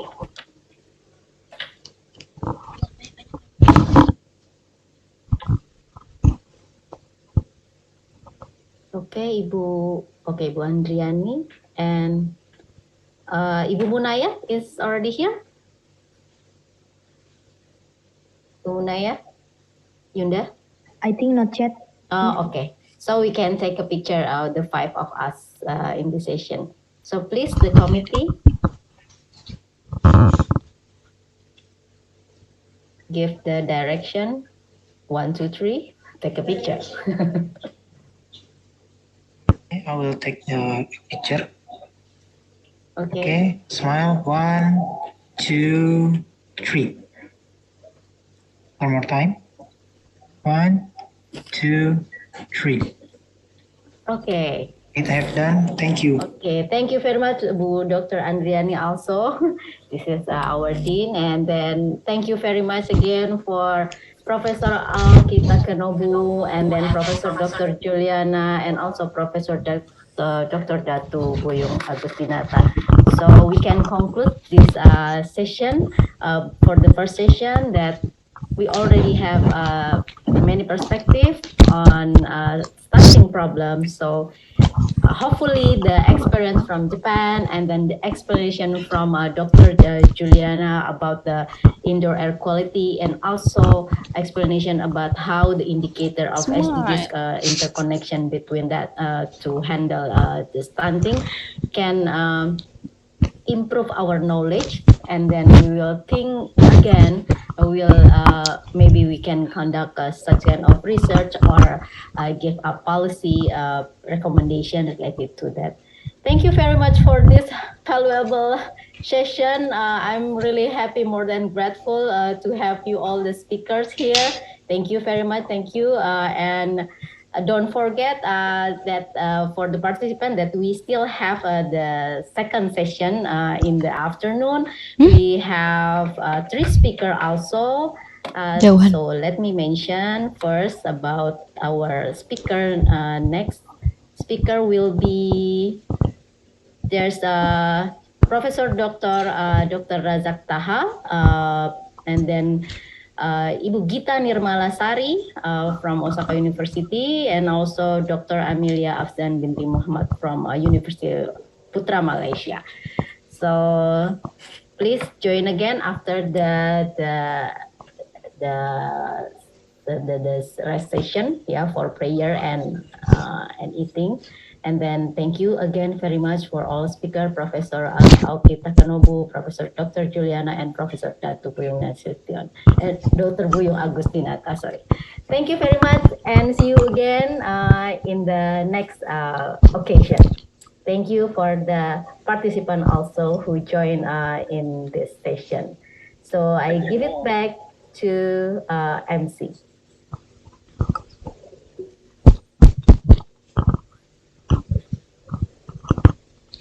Okay, thank you for our Mrs. Naila Mutia Nasir for guiding the event and this conference.